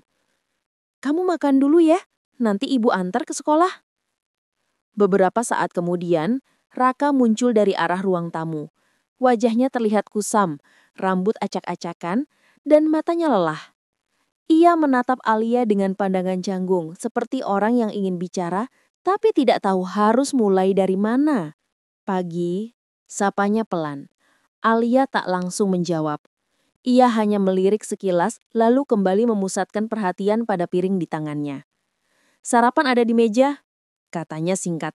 Aku mau ngomong, Kalau soal semalam, aku nggak mau bahas pagi-pagi begini. Aku nggak mau Dava dengar. Potong Alia tegas. Raka terdiam, menelan kembali kata-katanya. Ia menatap anaknya yang sedang menyuap nasi, lalu menarik kursi dan duduk perlahan. Hening derasa di antara mereka, hanya suara sendok dan garpu Dava yang terdengar. Setelah mengantar Dava ke sekolah, Alia kembali ke rumah. Ia melihat Raka masih duduk di ruang tamu, menatap layar ponselnya. Ketika Alia hendak menuju kamar, Raka berdiri dan menghadangnya. "Ran, aku minta waktu sebentar. Aku pengen jelasin." "Kamu mau jelasin yang mana dulu, Mas? Soal bohongnya kamu atau soal malam tadi?" "Aku tahu aku salah, tapi tolong dengarkan aku dulu." Alia menatapnya lama, lalu duduk di sofa tanpa berkata-kata. "Silahkan," katanya datar. Raka menarik napas panjang. "Malam itu aku memang diundang makan sama keluarga Sinta, tapi itu bukan karena hubungan pribadi. Atasanku yang minta aku datang. Soalnya keluarganya Sinta punya relasi bisnis besar sama perusahaan. Aku gak bisa nolak." Alia tertawa kecil, getir. "Dan kamu payungin dia juga disuruh atasan. Kamu beliin jam tangan juga bagian dari kerjaan." Raka terdiam. "Itu cuma hadiah kecil. Aku cuma, salah niat. Aku cuma pengen jaga hubungan baik." "Hubungan baik?" Alia menatapnya tajam. "Kamu pikir aku gak bisa bedain antara profesional dan genit, Mas?" Suasana kembali hening. Raka menunduk, kehabisan kata. Alia melanjutkan dengan suara gemetar tapi tegas. "Kamu tahu gak, Mas? Selama ini aku gak pernah larang kamu kerja. Aku percaya kamu. Tapi yang kamu lakuin malam itu udah nginjik percayaan aku." Raka mengusap wajahnya frustasi. "Ran, aku cuma pingin semuanya balik kayak dulu. Aku janji gak akan bikin kamu marah lagi." Alia menatapnya tapi di matanya tidak ada lagi cahaya yang sama seperti dulu. "Kayak dulu. Dulu kamu belum bohong. Sekarang gak ada dulu, Mas. Yang ada cuma sekarang. Dan sekarang aku gak yakin lagi sama kamu." Raka terdiam, matanya mulai basah. "Aku gak mau kehilangan kamu, Alia." Alia bangkit dari duduknya, berjalan ke arah jendela. "Kalau kamu gak mau kehilangan, kenapa kamu gak berusaha mempertahankan sebelum semua rusak?" Ia menatap keluar jendela, melihat sisa hujan menetes dari atap. "Aku udah lelah, Mas. Lelah jadi istri yang selalu berusaha kuat, sementara kamu sibuk main peran di belakangku." Raka berjalan mendekat, mencoba menggenggam tangan Alia. "Aku minta kesempatan satu kali lagi. Aku bakal buktiin aku serius." Alia melepaskan tangannya perlahan. "Kesempatan itu udah aku kasih berkali-kali. Tapi kamu malah manfaatin buat nyakitin aku lagi dan lagi. Kamu pikir aku gak tahu kamu masih komunikasi sama dia?" Wajah Raka kaget. "Dari mana kamu tahu?" Alia menatapnya tajam. "Aku perempuan, Mas. Naluriku lebih peka dari apapun. Dan aku tahu, pesanmu yang kamu hapus tiap malam bukan karena kerjaan." Kata-kata itu membuat Raka terdiam membeku. Tidak ada lagi alasan yang bisa ia ucapkan. Alia memalingkan wajahnya. Matanya mulai berkaca-kaca. "Aku gak butuh janji, Mas. Aku cuma butuh tenang." Suara tangis kecil Dava dari luar kamar tiba-tiba memecah keheningan. Rupanya gadis kecil itu baru pulang karena hari ini ada rapat guru. Ia melihat ayah ibunya berdiri berhadapan dengan wajah tegang. "Ibu, ayah, kenapa berantem?" Suaranya lirih. Alia buru-buru menghapus air mata dan memeluk anaknya erat. "Enggak sayang, ibu sama ayah cuma ngobrol," katanya pelan meski suaranya bergetar. Raka melihat pemandangan itu. Alia yang memeluk anaknya sambil berusaha terlihat tegar. Ada rasa bersalah yang dalam menggerogoti hatinya. Tapi bagi Alia, luka itu sudah terlalu dalam untuk disembuhkan hanya dengan penyesalan. Ketika Dava sudah masuk kamar lagi, Alia berkata tanpa menoleh. "Mulai sekarang, Mas, aku gak mau ada kebohongan lagi di rumah ini. Kalau kamu masih mau di sini, buktikan dengan perbuatan. Kalau enggak, lebih baik kamu pergi." Raka terdiam, menatap punggung Alia yang tegak tapi rapuh. Dalam diam itu, keduanya tahu ada jarak yang kini memisahkan mereka. Jarak yang tidak terlihat, tapi nyata. Dan untuk pertama kalinya sejak mereka menikah, Alia merasa rumah yang dulu penuh cinta itu kini berubah menjadi ruang asing yang dingin, di mana dua orang yang dulu saling mencintai kini hanya bertahan karena masih punya anak. Hari-hari setelah pertengkaran itu berjalan lambat dan penuh ketegangan. Rumah yang dulu dipenuhi canda dan suara tawa kini terasa sunyi dan hampa. Alia dan Raka seperti dua orang asing yang tinggal di tempat yang sama, hanya berbicara jika benar-benar perlu. Tidak ada lagi sarapan bersama, tidak ada obrolan ringan di malam hari. Yang tersisa hanyalah kesunyian yang menusuk hati. Setiap pagi, Alia sibuk menyiapkan kebutuhan Dava untuk sekolah, sementara Raka berpura-pura sibuk memeriksa ponselnya. Sesekali pandangan mereka beradu, namun hanya sebentar, sebelum salah satu berpaling lebih dulu. Hubungan yang dulu hangat kini berubah menjadi dingin dan penuh batas tak kasat mata. Pagi itu, Alia mengantar Dava ke sekolah seperti biasa. Namun, sebelum pergi, Raka mendekatinya. "Ran, nanti malam aku pulang agak telat. Ada meeting di luar kantor." Ucapnya datar, tanpa menatap mata istrinya. Alia hanya menjawab singkat. "Terserah." Tidak ada pertanyaan kemana, dengan siapa, atau sampai jam berapa. Ia sudah terlalu lelah untuk peduli. Di perjalanan pulang, Alia menatap langit dari balik kaca mobil. Awan mendung menggantung, seolah ikut mencerminkan suasana hatinya. Ia berhenti sejenak di sebuah taman kecil, tempat dulu Raka sering membawanya ketika mereka masih pacaran. Saat itu, Raka selalu membuatnya tertawa dengan hal-hal sederhana.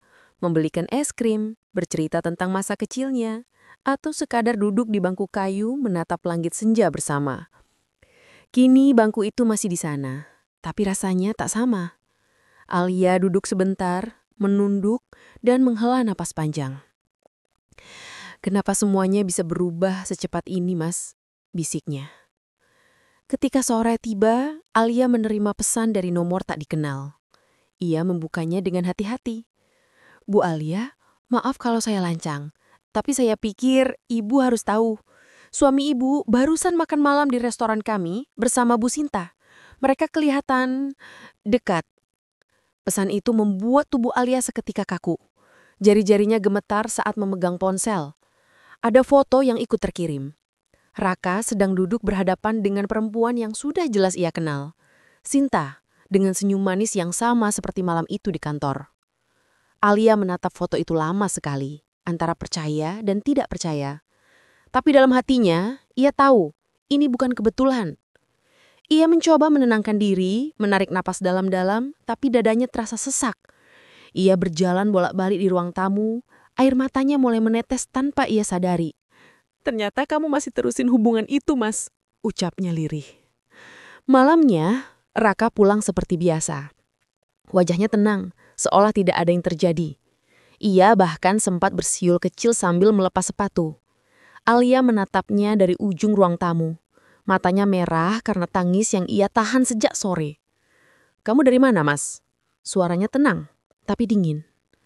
"Dari meeting. Kenapa?" Alia mengangkat ponselnya, memperlihatkan foto itu tanpa berkata apa-apa. Wajah Raka langsung pucat. Seketika udara di ruangan seakan berhenti bergerak. "Ran, aku bisa jelasin." "Jelasin apa?" potong Alia cepat. "Kali ini kamu mau bilang juga disuruh atasan." "Enggak, aku cuma..." "Jangan bohong lagi." Suara Alia meninggi, tapi nada getirnya justru membuat kata-kata itu terasa lebih sakit. "Kamu pikir aku nggak tahu? Dari dulu kamu selalu bilang kerja, tapi nyatanya kamu kerja buat menghancurin hati aku." Raka mencoba mendekat, tapi Alia mundur selangkah. "Jangan deket-deket aku," katanya dengan mata berkaca. "Aku udah muak denger janji kamu, Raka. Aku udah muak lihat kamu berbohong dengan wajah tenang kayak gini." Raka menunduk, tangannya gemetar. "Aku salah, Alia. Aku ngaku. Tapi aku nggak selingkuh. Aku butuh teman bicara. Kamu akhir-akhir ini dingin banget sama aku." Alia tertawa getir. "Dingin? Kamu nyalahin aku sekarang?" "Bukan gitu, kamu butuh teman bicara. Lalu aku ini siapa, Mas? Istri yang kamu janjiin bakal kamu sayangi, yang kamu ajak hidup bersama, yang kamu minta buat percaya sepenuhnya. Kalau kamu kesepian, kenapa bukan aku yang kamu cari?" Suara Alia bergetar, air matanya jatuh satu persatu. Kamu tahu nggak, Mas? Aku tiap malam nunggu kamu pulang. Nggak peduli kamu capek atau marah, aku selalu pengen nyambut kamu dengan senyum. Tapi ternyata selama ini aku cuma nyambut orang yang hatinya udah bukan buat aku lagi. Raka menatap istrinya dengan mata basah. Ia ingin memeluknya, tapi ia tahu pelukan itu kini tak lagi punya arti. Aku masih sayang kamu, Alia, katanya pelan.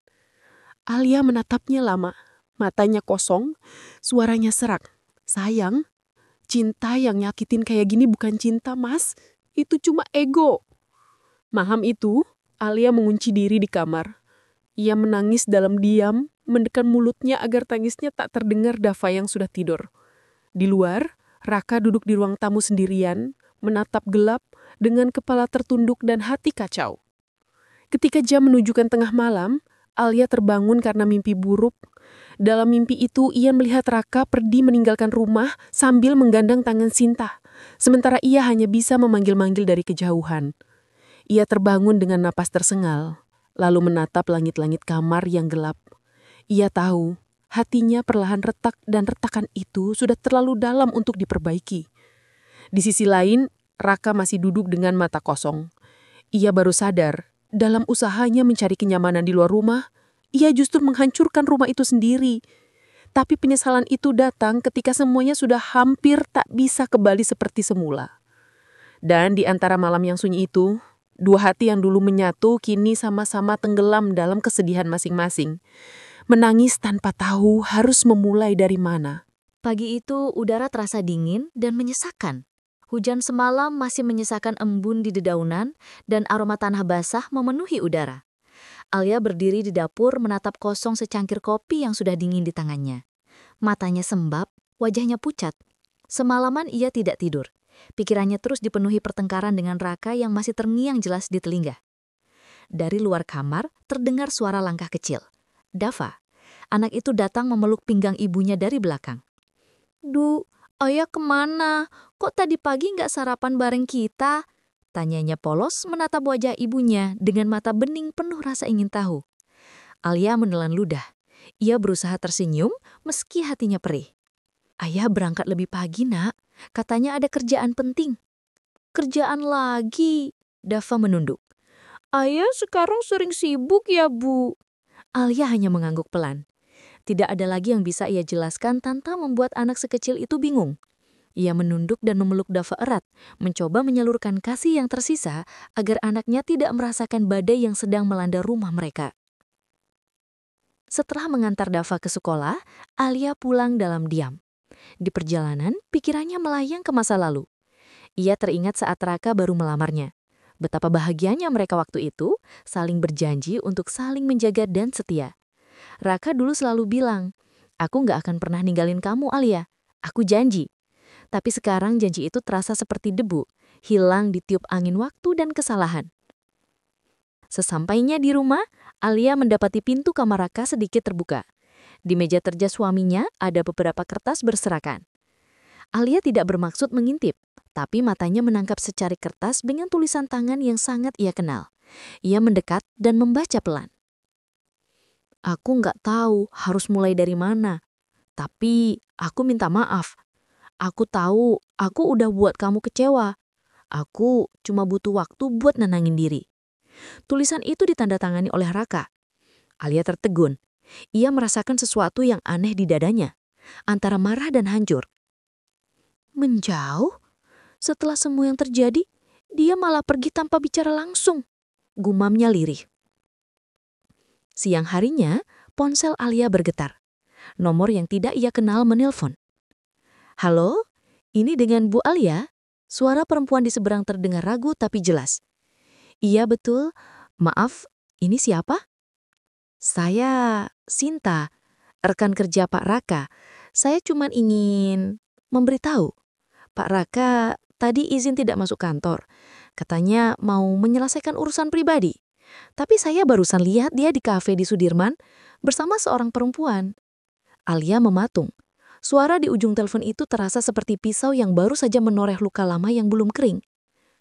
"Terima kasih sudah memberitahu saya," ucapnya dengan suara gemetar. Begitu telepon ditutup, tubuh Alia lemas. Ia bersandar di dinding menatap langit-langit sambil mencoba mengatur nafas. Air matanya mengalir tanpa bisa ia tahan. Tuhan, sampai sejauh ini dia tega ninggalin aku, bisiknya. Tanpa berpikir panjang, Alia mengambil kunci mobil. Ia tahu kemana harus pergi. Dalam perjalanan menuju kafe itu, pikirannya penuh dengan pertanyaan. Apa dia benar-benar sudah nggak punya hati lagi? Apa semua kenangan itu cuma sandiwara? Ketika mobilnya berhenti di parkiran, Alia melihat ke dalam lewat kaca besar kafe. Ia menahan nafas. Di sudut ruangan, Raka duduk berhadapan dengan seorang perempuan berambut panjang. Sinta.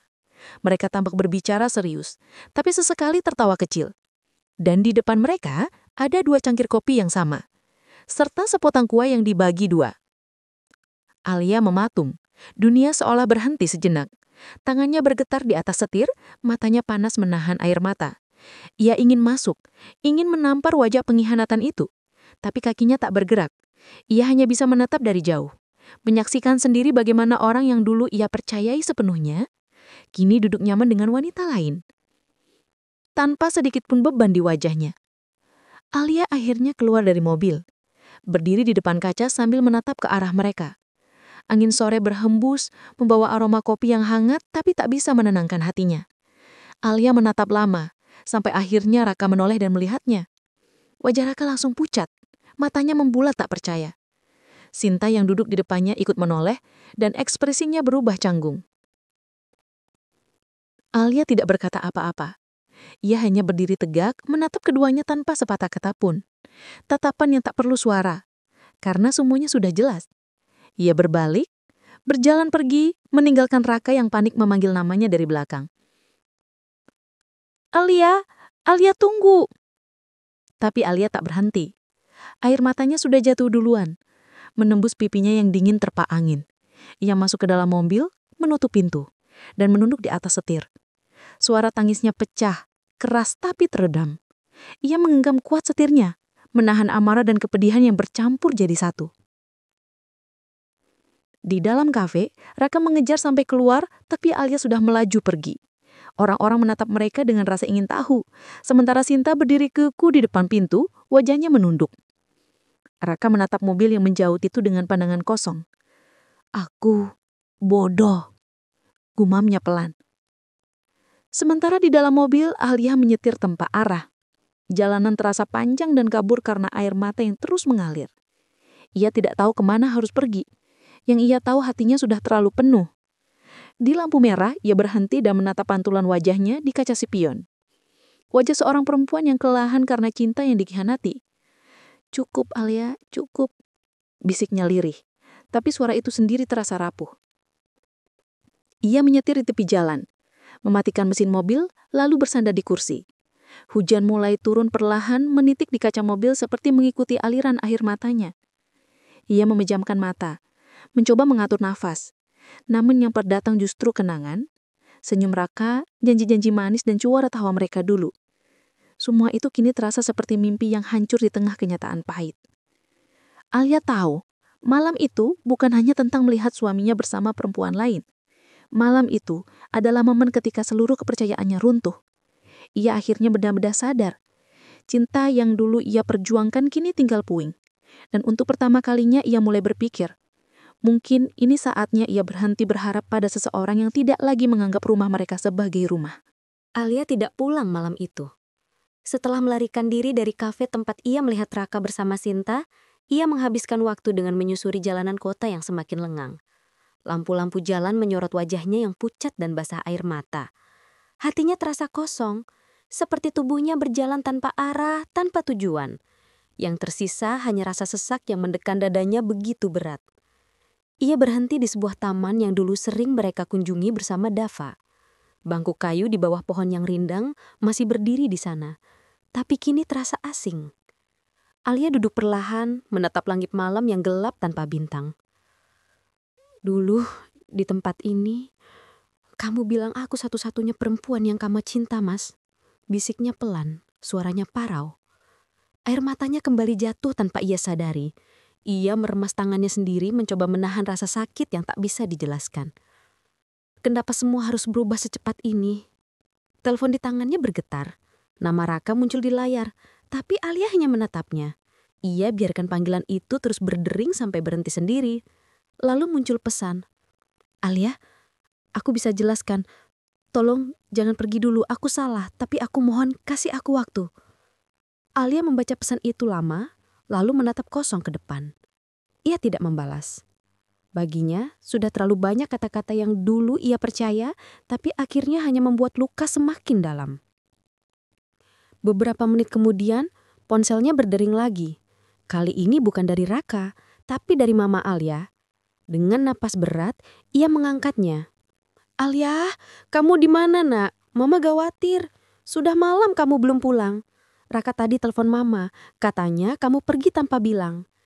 Alia menutup matanya, berusaha menenangkan suaranya. "Aku cuma butuh waktu sendiri, Mah. Kalian habis bertengkar lagi ya?" Alia terdiam sejenak. Bisa dibilang begitu. Suara ibunya terdengar lembut tapi tegas. "Nak, kalau memang sudah gak kuat, jangan terus disimpan. Kadang bertahan juga bisa menyakiti diri sendiri." Kata-kata itu seperti menembus hati Alia. Ia tahu ibunya benar. Selama ini ia terlalu sering menahan perasaan demi menjaga rumah tangga yang sudah retak. Tapi malam itu semuanya seolah mencapai batasnya. Ia tidak lagi bisa berpura-pura kuat. Setelah menenangkan diri sejenak, Alia memutuskan untuk pulang. Jalanan sudah sepi, hanya beberapa kendaraan melintas. Saat mobilnya memasuki halaman rumah, ia melihat lampu ruang tamu masih menyala. Raka duduk di sofa, menatap kosong ke arah pintu, wajahnya lelah dan penuh penyesalan. Begitu Alia masuk, suasana hening menyelimuti ruangan. Hanya suara langkah Alia yang terdengar. Raka berdiri perlahan. "Alia, aku minta maaf," katanya pelan. "Tolong jangan pergi dari aku." Alia melepas jaketnya, tanpa menatapnya. "Kamu minta maaf untuk yang mana, Mas? Untuk kebohonganmu atau karena aku memergoki kamu?" Raka menunduk, suaranya parau. "Aku salah, tapi tolong percaya, aku gak tidur sama dia, aku gak sampai ke situ." Alia menatapnya tajam, matanya merah tapi dingin. "Jadi, kamu mau bilang aku harus bersyukur karena kamu baru makan malam sama dia, bukan tidur bareng dia?" "Alia, aku lemah, aku lagi banyak tekanan, aku merasa kamu menjauh akhir-akhir ini. Dan Sinta cuma ada di waktu yang salah." Alia menatapnya dengan tatapan penuh luka. "Waktu yang salah? Kamu sadar gak, Mas? Setiap kali kamu ngerasa salah waktu, aku yang harus menanggung akibatnya." Raka terdiam, wajahnya memucat. Alia berjalan mendekat, berdiri tepat di depannya. "Kamu tahu gak, Mas, aku habis lihat kamu di kafe itu. Aku lihat sendiri kamu duduk berdua, tertawa, aku lihat tanganmu nyentuh tangannya, bahkan kamu kelihatan bahagia." Suara Alia bergetar tapi nadanya tegas. "Dan aku di luar sana nangis kayak orang bodoh." Raka menunduk, menahan air mata. Tapi bagi Alia tangisan itu tidak lagi berarti. "Kamu selalu punya alasan buat setiap kesalahanmu, Mas. Tapi kali ini, aku udah gak mau dengar alasan lagi." "Alia, aku gak mau kehilangan kamu." Alia menunjukkan bibir. "Kamu udah kehilangan aku sejak kamu bohong pertama kali." Keheningan panjang memenuhi ruang tamu. Hanya suara jam dinding yang berdetak pelan. Raka mencoba mendekat, tapi Alia melangkah mundur. "Mulai malam ini, aku gak mau lihat kamu di rumah ini dulu. Aku butuh waktu, dan kamu juga harus belajar menghadapi akibat dari apa yang kamu lakukan." "Jadi, kamu nyuruh aku pergi?" Alia menatapnya, air matanya kembali menetes. "Aku gak nyuruh. Aku cuma kasih kamu kesempatan buat sadar, Mas." Raka terdiam lama. Ia tahu tidak ada lagi yang bisa ia katakan. Akhirnya ia mengambil jaketnya dan berjalan pelan ke arah pintu. Sebelum pergi, ia sempat menatap Alia untuk terakhir kalinya malam itu. "Aku tahu aku salah, tapi aku masih cinta kamu, Alia, dan aku akan berjuang buat buktiin itu." Alia menunduk. "Cinta yang bikin luka gak butuh pembuktian lagi, Mas." Begitu pintu tertutup, Alia jatuh duduk di lantai, menangis tanpa suara. Ruang tamu terasa begitu luas, begitu sunyi. Hanya suara isak kecil yang menemani malam itu. Di sudut ruangan, foto keluarga mereka masih terpajang di dinding, memperlihatkan senyum bahagia yang kini terasa seperti kebohongan besar. Dan di luar sana, Raka berjalan ke mobilnya dengan langkah berat. Ia duduk di dalam, menatap rumah itu lama sekali. Ia sadar, malam itu ia tidak hanya meninggalkan rumah, tapi juga meninggalkan sebagian dirinya sendiri di dalamnya. Dan di antara dua hati yang sama-sama terluka, malam itu terasa begitu panjang. Tidak ada kata yang cukup untuk menenangkan. Tidak ada pelukan yang bisa memperbaiki. Yang tersisa hanyalah diam. Diam yang dipenuhi sesal, cinta yang patah, dan ketidakpastian tentang esok hari. Malam itu menjadi awal dari kesunyian panjang di rumah yang dulu penuh dengan tawa. Sejak Raka pergi, Alia menjalani hari-harinya dengan tenang namun rapuh. Setiap pagi ia masih membuat 2 cangkir kopi. Lalu baru sadar hanya 1 yang perlu diminum. Kebiasaan itu sulit hilang. Seolah tubuhnya belum bisa menerima bahwa kini ia benar-benar sendiri.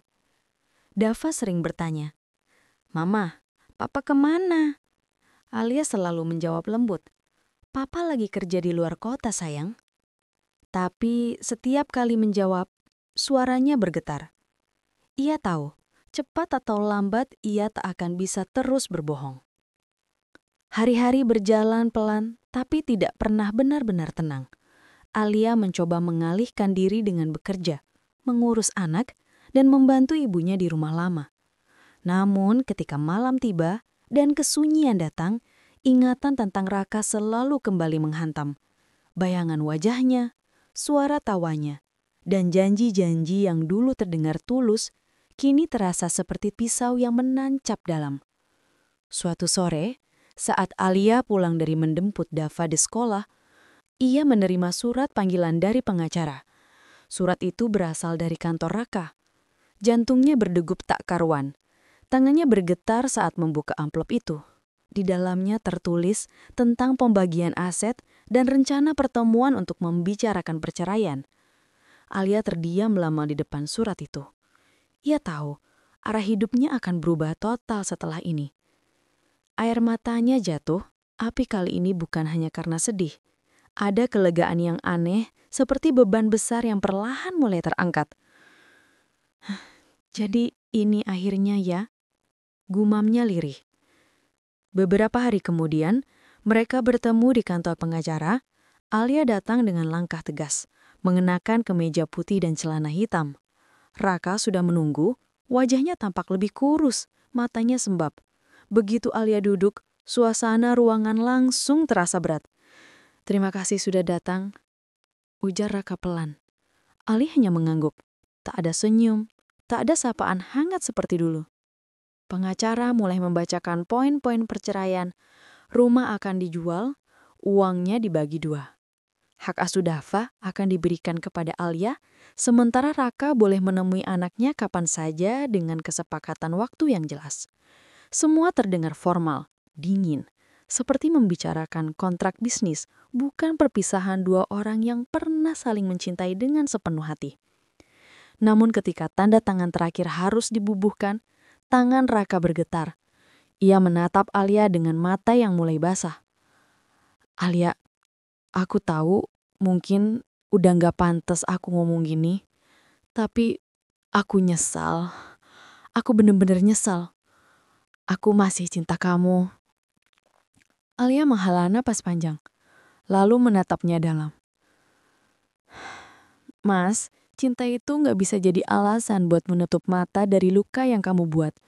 Kadang, cinta juga harus tahu kapan berhenti." "Tapi kan aku berubah, Alia. Aku beneran berubah sekarang. Aku sadar kamu satu-satunya yang aku butuh." Alia tersenyum tipis, tapi matanya senduh.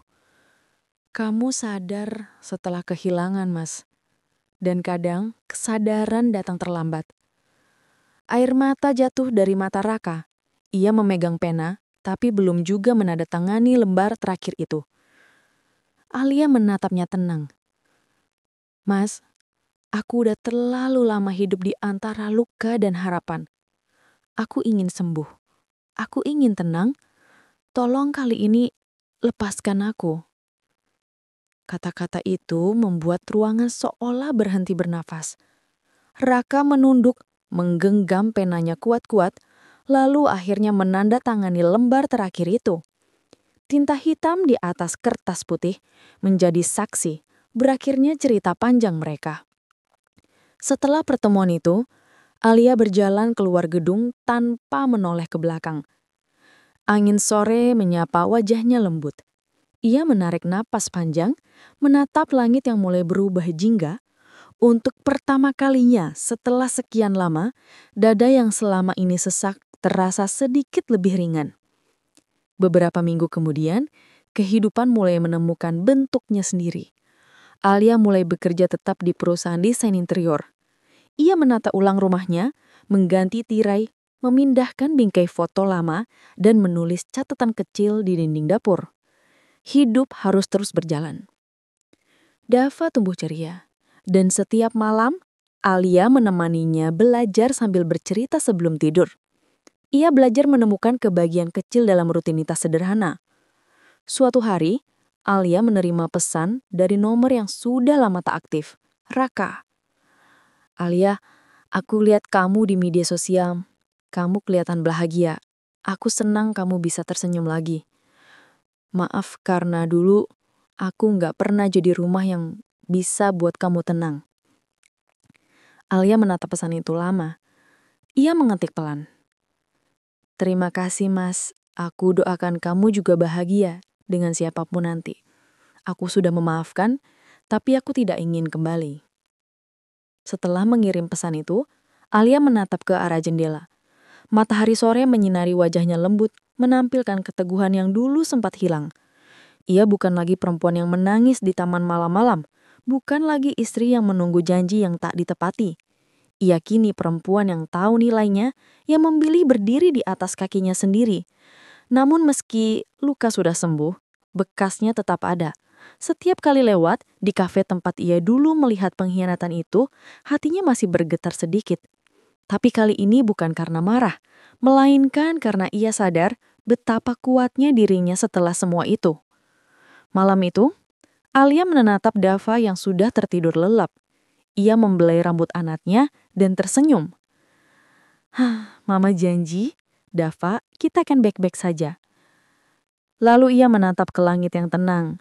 Ada rasa syukur yang dalam, karena akhirnya ia menemukan kembali dirinya yang dulu hilang di tengah luka dan air mata. Dan entah dimanapun Raka berada malam itu, mungkin ia juga menatap langit yang sama, menyadari bahwa kadang kehilangan adalah satu-satunya cara untuk benar-benar belajar mencintai. Assalamualaikum warahmatullahi wabarakatuh. Halo sahabat Santi Story yang dirahmati Allah. Di balik setiap kisah, pasti ada hikmah yang tersembunyi, pelajaran yang bisa mengubah arah hidup kita. Kali ini, Santi Story hadir membawa sebuah cerita yang bukan sekadar kisah biasa, tapi cerminan nyata tentang ujian keimanan dan kesabaran. Kisah kali ini akan membuat hati bergetar, mata terbuka, dan jiwa terinspirasi. Penasaran? Jangan lewatkan setiap detiknya. Sebelum kita mulai, absen dulu ya sahabat dari mana saja. Yuk kuatkan silaturahim ini dengan menekan tombol like, subscribe untuk selalu mendapat kisah penuh hikmah berikutnya, dan share video ini agar manfaatnya tersebar luas menjadi amal jariah bagi kita semua. Siap menyelami lautan hikmah? Mari kita mulai.